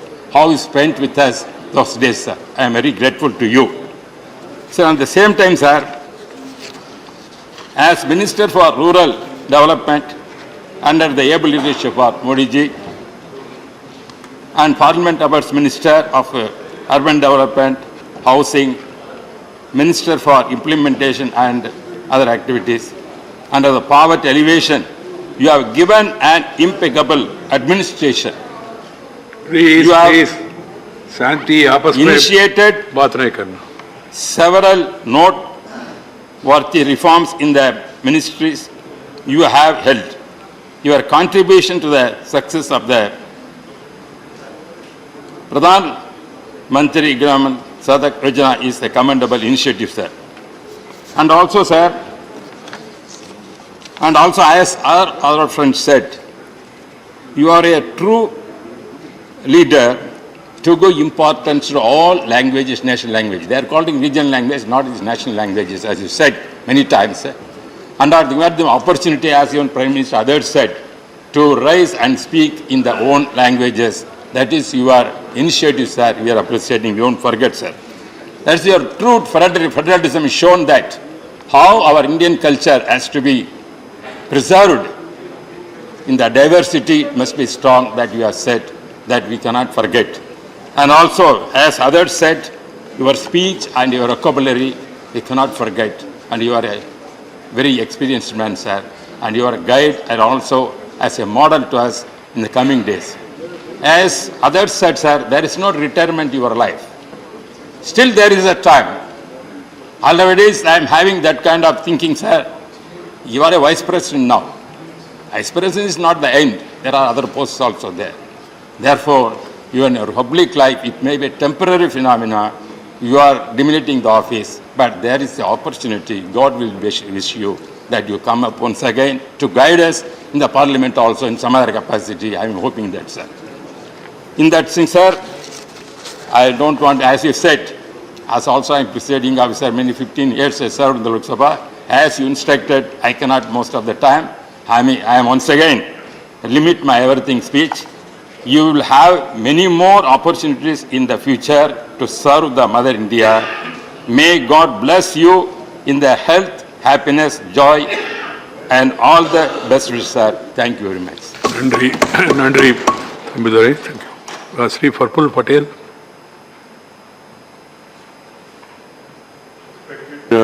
Chairman, sir, I consider it my honor to have known you ever since the days you came to Parliament. You came as a member of this House and I probably was a member of that House during those days. And I also consider it my privilege to have served under you as the Chairman of this House. We have very many fond memories. And also the fact that you and my leader Sharad Pawar ji also enjoy a very special relationship, a very special bond, both because of your deep love for rural India, the agricultural community, and that is, I'm sure, a big binding factor between the two of you. Sir, you have always been very kind, very supportive. I have seen you in, as I said, in different roles. When you were Minister in the government, Vajpayee ji's government, as the Rural Development Minister, we would come many a times with our constituency works, and you would be more than forthcoming and more than willing to help and support any good work which any member of Parliament, irrespective of party affiliations, would come to you. These are qualities, sir, which don't come to everybody naturally, but I think the kind of... आप पहले ये निकाल के सुनिए. शांति से बैठिए. I don't think, sir, these qualities have to be acquired. They are natural to you, that you have been very, very supportive of all members of parliament. Even here we have seen, as the chairman, sir, you have encouraged many new members, have acknowledged that fact, that how you have been giving them opportunities to speak about not only their area in national interest, in many other areas of interest which members of parliament may have, and also the fact that you have been also troubled a lot by us as a house. I've seen many emotional moments which you have gone through, and actually I tell you, sir, I've been pained whenever I have seen sometimes a tear or two in your eye. I know the anguish and the dilemma which you were going through, and I'm sure members also acknowledged it. Maybe there were political compulsions, but as far as I am concerned, or my party and Sharad Pawar ji are concerned, you know very well, sir, you have drawn a Lakshman Rekha for decorum in this parliament, and which we have always adhered to. I've never given you, or our party has never given you, any reason to feel agitated or feel angry about our conduct. But nonetheless, sir, I think it is many a thing that one can speak. Many have spoken. You have already mentioned about the paucity of time. So all I can say, sir, we wish you all the very best, sir. आपके जीवन में बहुत अभी और कुछ योगदान आपको इस देश के लिए करना बाकी है, सर.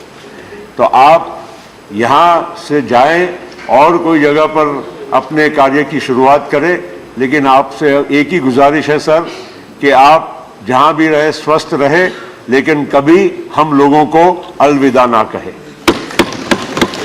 प्रफुल्ल जी, श्री शिवसेना कोई है? नहीं. श्री राम गोपाल यादव जी, प्रोफेसर राम गोपाल यादव. श्रीमान, इस तरह के अवसरों पर मैं अक्सर अपनी बात पूरी कभी कह नहीं पाता. मैंने इससे पहले डॉक्टर शंकर दयाल शर्मा से लेकर अब तक सभी माननीय सभापतियों के विदाई फेयरवेल इस कार्यक्रम को देखा है, लेकिन चूंकि आपसे व्यक्तिगत मेरा अटैचमेंट बहुत रहा, आपने जैसा स्नेह आपसे मुझे मिला वैसा किसी से पहले नहीं मिला था. हालांकि माननीय भैरव सिंह जी से भी बहुत अच्छे हमारे रिश्ते रहे, लेकिन आज जो मुझे महसूस हो रहा है आपके विदाई समारोह में, ऐसा अंदर से मुझे परेशानी कभी नहीं हुई. मुझसे पहले जिन वक्ताओं ने जो कुछ कहा, उनसे अपने आप को संबद्ध करते हुए यही कहना चाहूँगा कि आज आप सारे प्रोटोकॉल से और सारे बंधनों से मुक्त हो रहे हैं. इसलिए आगे आने वाले समय में आप अपनी जो दृढ़ इच्छा शक्ति से स्वतंत्रता पूर्वक जो लोगों को संदेश दे सकते हों, चाहे यूनिवर्सिटीज़ में जाके जब भी जाएंगे आपको तो बुलाएंगे ही लोग, और आप अपनी बात कहने में बहुत सिद्धहस्त हैं ही, तो उसमें कोई बंधन न हो. देश के हित में, संविधान के हित में जब भी कुछ कहना पड़े, मैं ये उम्मीद करूंगा कि आप उसी तरीके से कहेंगे. आप स्वस्थ रहें, आपका परिवार ठीक तरीके से रहे, यही मेरी कामना है. धन्यवाद राम गोपाल जी. श्री विनय विश्वम.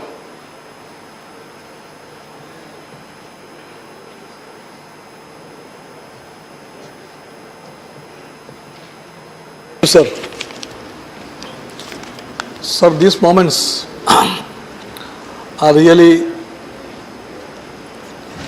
such moments where we feel that each words are so valuable. We find difficult to find the apt words to express our hearts. Sir, I remember the first day when I made a call to you At that time, I was only a designate to become a member of the Rajya Sabha. But you were so kind to allow me to come to your house to meet you in person. I came there. I thought that you will give me 2 minutes or 3 minutes as you do here. But on that day, you were so benevolent. You were so kind to give me 30 to 40 minutes to talk. You talked about your past, your RSS days, the days in which you walked barefooted through the villages of southern India, Karnataka, Tamil Nadu, and Andhra, of course. Then you told me, ideologies may differ, but man, humankind, the greatness of that you mentioned to me. And on that day, you told the same thing that Bittas was telling here. You told me about the glorious past of the communists in the Parliament of India. You mentioned the names of Bhupesh Gupta, Indrajit Gupta, Jyotirmai Basu, Kiran Mukherjee, of course. You mentioned those names. And you told opposition has a role to play in democracy. And you told communists may be small in number. And you mentioned one more thing. Why the communists are remaining separated? You demanded for the communist unity, for which my party stands. And I remember, you very correctly told communists in that way can play a better role for the communists and for the democracy of this country. And so many such fond memories are there. Sir, you have scolded a lot in this house when we made some slogans here, then we made some ruckus, you may call it. I remember it. It was not purposeful. When I saw your face with sadness, I tell you now, I felt so sad, as if my uncle is feeling sad on me. That feeling you have engaged on all of us. Such is true that we differed on so many issues. But the man in you, I should tell, is a man who should be mentioned always in capital letters. Sir, once you made an open call to the public that the public should teach a lesson to all the members who make ruckus in the house. It was covered by all the newspapers. I was forced to write an article because my mind told me it should not be go unnoticed. I was opposing your viewpoints. In that article I wrote, how you find us, how you treat this house.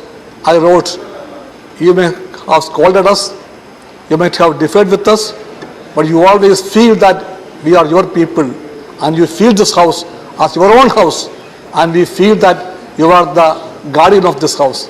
With that feeling, I differed with you. I strongly opposed you, and that opposition is ideological.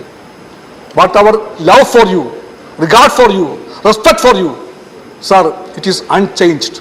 Nobody can change it. Sir, I can tell you one more thing. When I look to the press gallery, I think why a Democrat like you still keep that house, that launch for the journalists remain like this. COVID days it was okay, but now there is no COVID. Sir, please see that whatever you can do afterwards, the house should be opened for the media. Without the media, without the public debates, without taking the message to the public, there is no meaning for a parliament. Right. I know that you understand it. Sir, while concluding, I would like to read the following, which I wrote here. Sir, thank you for upholding the greatness of this great country. Thank you for the commitments that you have cherished for the values of democracy. Thank you for the agonies that you might have experienced in your noble struggle to remain as a secular democrat in this difficult political landscape. Thank you for the tears that we showed in your eyes. That tears show who you are. I bow my head. Sir, if you allow me, I embrace you with all love, all respect, all affection, with the feeling that you are somebody so close to our hearts. I conclude, sir. Thank you. Thank you very much. Yes, from Sri Ramji. Ramji. Nice. धन्यवाद sir. जाहिर सी बात है sir, विदाई एक भावुक पल होता है और इस भावुक पल में ये जरूर होता है कि हम जैसे युवा और तमाम लोग कि उस व्यक्ति से क्या सीखते हैं। और सर, हम लोगों ने आपसे बहुत कुछ सीखा है। आपका जीवन का जो संघर्ष जो हमने पढ़ा कि जो आपका जय आंध्रा मूवमेंट रहा हो और चाहे वो जयप्रकाश नारायण जी की छात्र समिति संघर्ष समिति रही हो, इन सारे मूवमेंटों में आपने बड़ा ही संघर्ष किया और आंध्रा के नेल्लोर गांव से एक छोटे से गांव में जन्म लेकर के आपने इस देश के उपराष्ट्रपति तक का सफर तय किया है। ये हम सब के लिए प्रेरणा का स्रोत श्रीमान जी है और बहुत सारी बातें मेरे पास नहीं हैं, लेकिन ये जरूर है कि आपकी जो ऊर्जा, आपकी जो एनर्जी, आपका जो देश प्रेम है वो हम सब के लिए प्रेरणा स्रोत है और हम सबको प्रेरणा हमेशा देता रहेगा और हम सबको आपकी याद आती रहेगी और हम सभी लोग आपके जीवन की शुभकामनाएं करते हैं कि आगे फ्यूचर में भी आप ऐसे स्वस्थ रहें और हम सबसे कनेक्ट रहें। जय हिंद, धन्यवाद। धन्यवाद Ram ji. Shri कनकमेड Ravindra Kumar.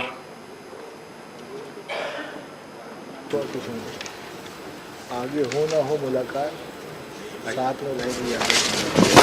Thank you, sir. I have a great privilege to speak on this occasion, but with heavy heart. Sir, your journey as presiding officer of this August House commenced on 11th August 2017. After completing your term, you will demitting the office on 10th August. Your entire tenure as presiding officer of this August House is very eventful and remarkable with your innovations. Sir, I have learned so many things under your leadership and how to become a good parliamentarian. And you are always reminded as a guiding force to me and to all the members of this August House, and always motivated the members of this House to give their best discussion, passing of bill and whatever the business that were transacted in this House. Sir, I don't have any hesitation to say that you are a pride of the country in general, particularly Telugu people in particular. Sir, the way you promoted usage of Indian languages in the House and encouraged more and more members, sir, use their mother tongue in raising the issues in the House, appreciated by one and all. Sir, I could recollect that the bonding with you, I had its genesis during the student life as a leader of the student leader and or the leader of Jayendra movement itself, starting from Nellore district. And the bonding started during the student life, continued between us till now. It will continue forever. Sir, the books written by you during your tenure as presiding officer of this August House stands testimony to the scholarly aptitude you have within yourself. You never missed any forums to give speech on wide-ranging subjects, which shows the deep knowledge you have in each and every subject. Under your auspicious leadership, we had the privilege of online submissions of various notices through e-notices portal. Many efforts were made to reduce the usage of the paper in the day-to-day functioning of the House. Sir, you have been rendering marvelous services to the particularly Telugu states under a Swarna Bharati Trust. And now, though you are retiring from this office, according to your words, but you are not tired. Sir, I hope that you will continue the services and also render service to the public at large without any restrictions at present. Sir, finally, sir, on one occasion I have seen an angry from you, but I never witnessed, and that only recently when the House was frequently disrupted, that you have expressed your anguish by saying that My operation depends on your cooperation, otherwise there will be separation. So like that, sir, you are always encouraging the debates, treasury benches and also the opposition benches. And thank you for your guidance, and it will, I hope that your guidance will continue forever. Thank you for giving this opportunity. Thank you. Ramdas ji Athwale. सभापति महोदय, आप हमें छोड़कर जा रहे हैं। सभापति महोदय, आप हमें छोड़कर जा रहे हैं, फिर हम यहाँ क्या करेंगे?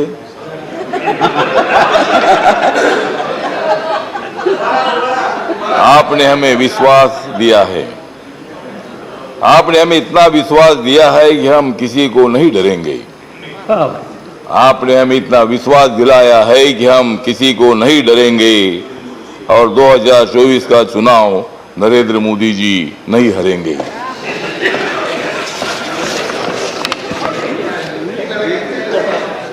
आपने मुझे मौका दिया हर बार, आपने मुझे मौका दिया हर बार, इसलिए मैं करता रहा कांग्रेस पर वार। आज मत करिए। आप कभी नहीं मानने वाले हैं हार, आप कभी नहीं मानने वाले हैं हार, इसलिए आप आइए फिर एक बार।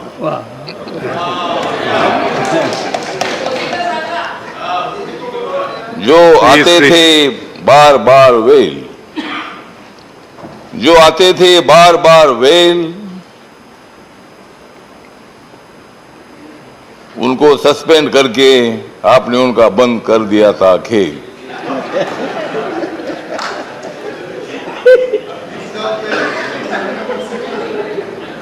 कांग्रेस वाले तो आपके सामने हो गए हैं फेल, कांग्रेस वाले तो आपके सामने हो गए हैं फेल, इसलिए अभी वो नहीं आएंगे bell.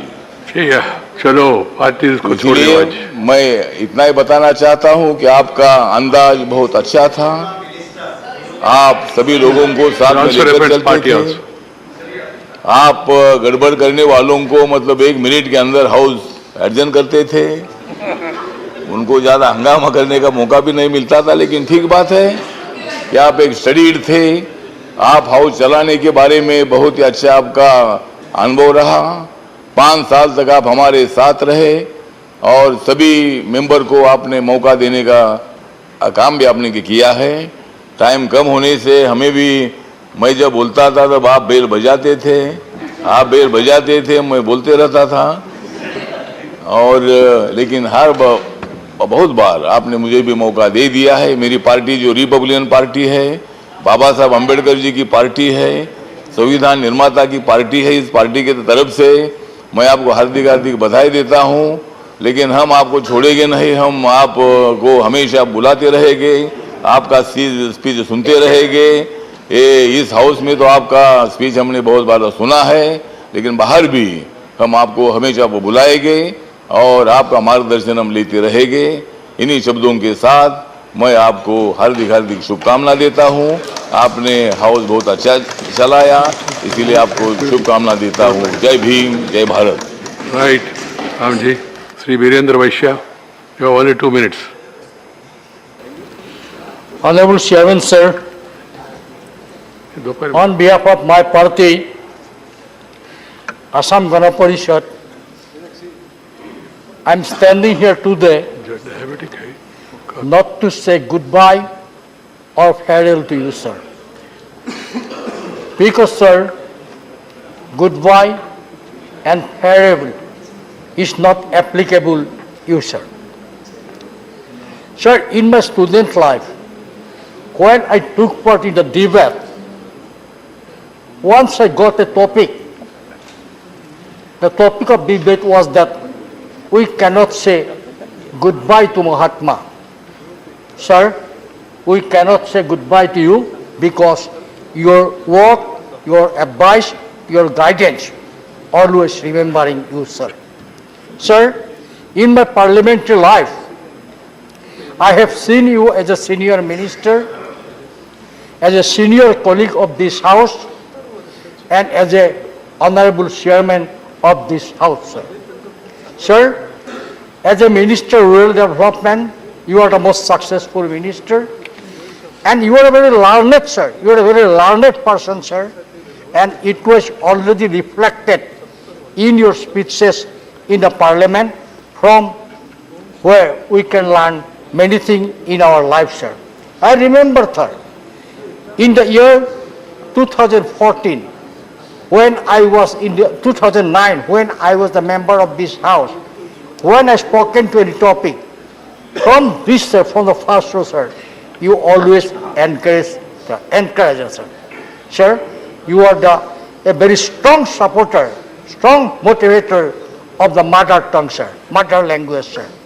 So I today remember when I spoken in the house on learned singer Dr. Bhupen Hazarika, you have given the reply in Assamese, sir.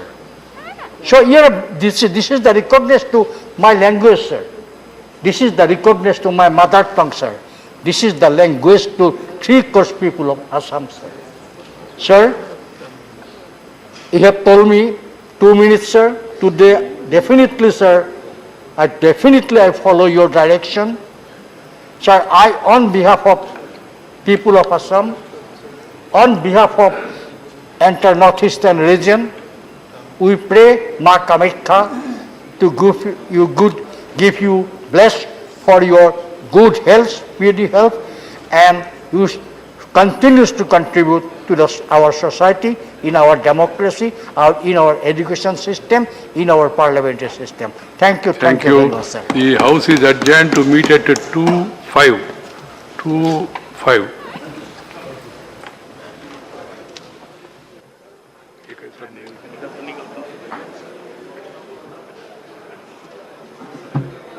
Thank you.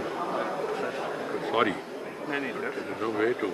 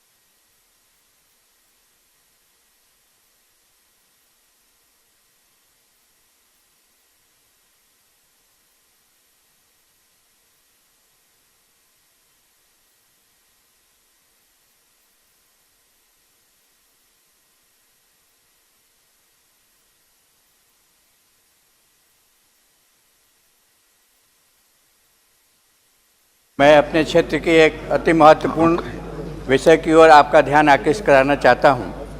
मैं पलामू संसदीय क्षेत्र का प्रतिनिधित्व करता हूं, जिसके दोनों जिले पलामू एवं गढ़वा आकांक्षी जिलों की श्रेणी में आते हैं। जब से ये आकांक्षी जिले घोषित हुए हैं, निश्चित रूप से स्थानीय प्रशासन की संवेदनशीलता बढ़ी है।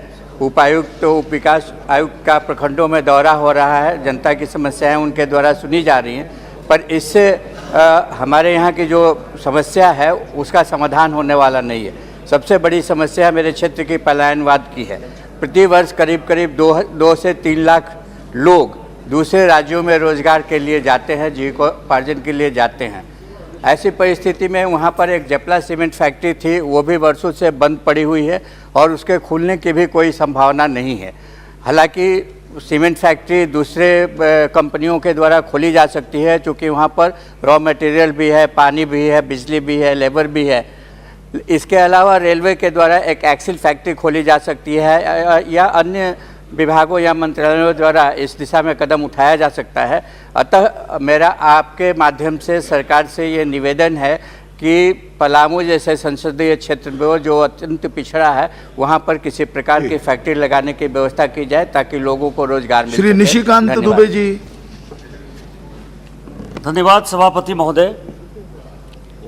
मैं इस सदन में पिछले 13-14 साल से झारखंड के घुसपैठ के बारे में हमेशा मुद्दा उठाते रहा हूं कि बांग्लादेश से जुड़े होने के कारण हमारे क्षेत्र में घुसपैठ एक बड़ी समस्या है और इसका हिंदू और मुसलमान से कोई लेना देना नहीं सर। बांग्लादेश घुसपैठ क्योंकि वो जब आते हैं तो हमारे मुसलमान भाइयों का भी रोजगार छीनते हैं, हिंदू का तो रोजगार छीनते ही।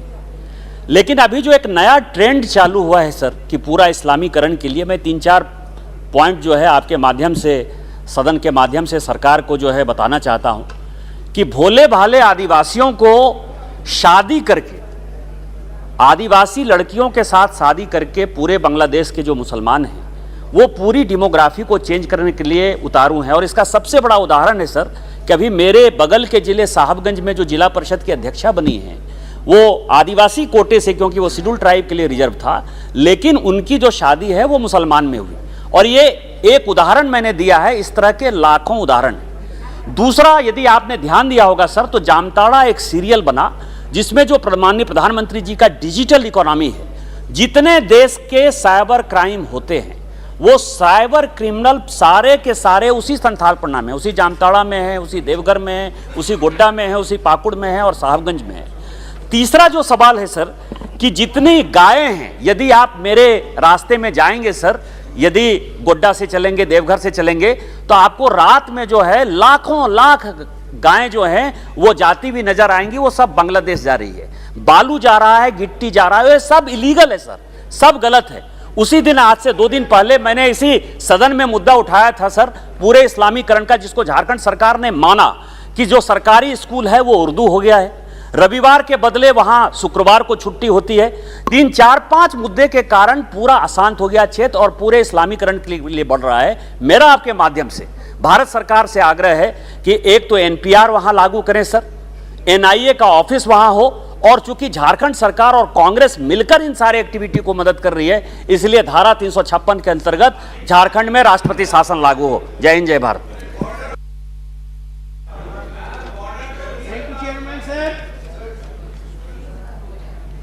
सर, मैं माननीय सड़क एवं परिवहन मंत्री जी के ध्यान में लाना चाहता हूं कि मेरे लोकसभा क्षेत्र अंबाला के अंतर्गत पंचकुला जिले का पिंजौर वाया नालागढ़ 4 लेन व पुल तथा सूरजपुर वाया बद्दी पुल, जो कि अभी बहुत ही बुरी दशा में है, आए दिन सड़कों पर दुर्घटनाएं बढ़ती जा रही हैं।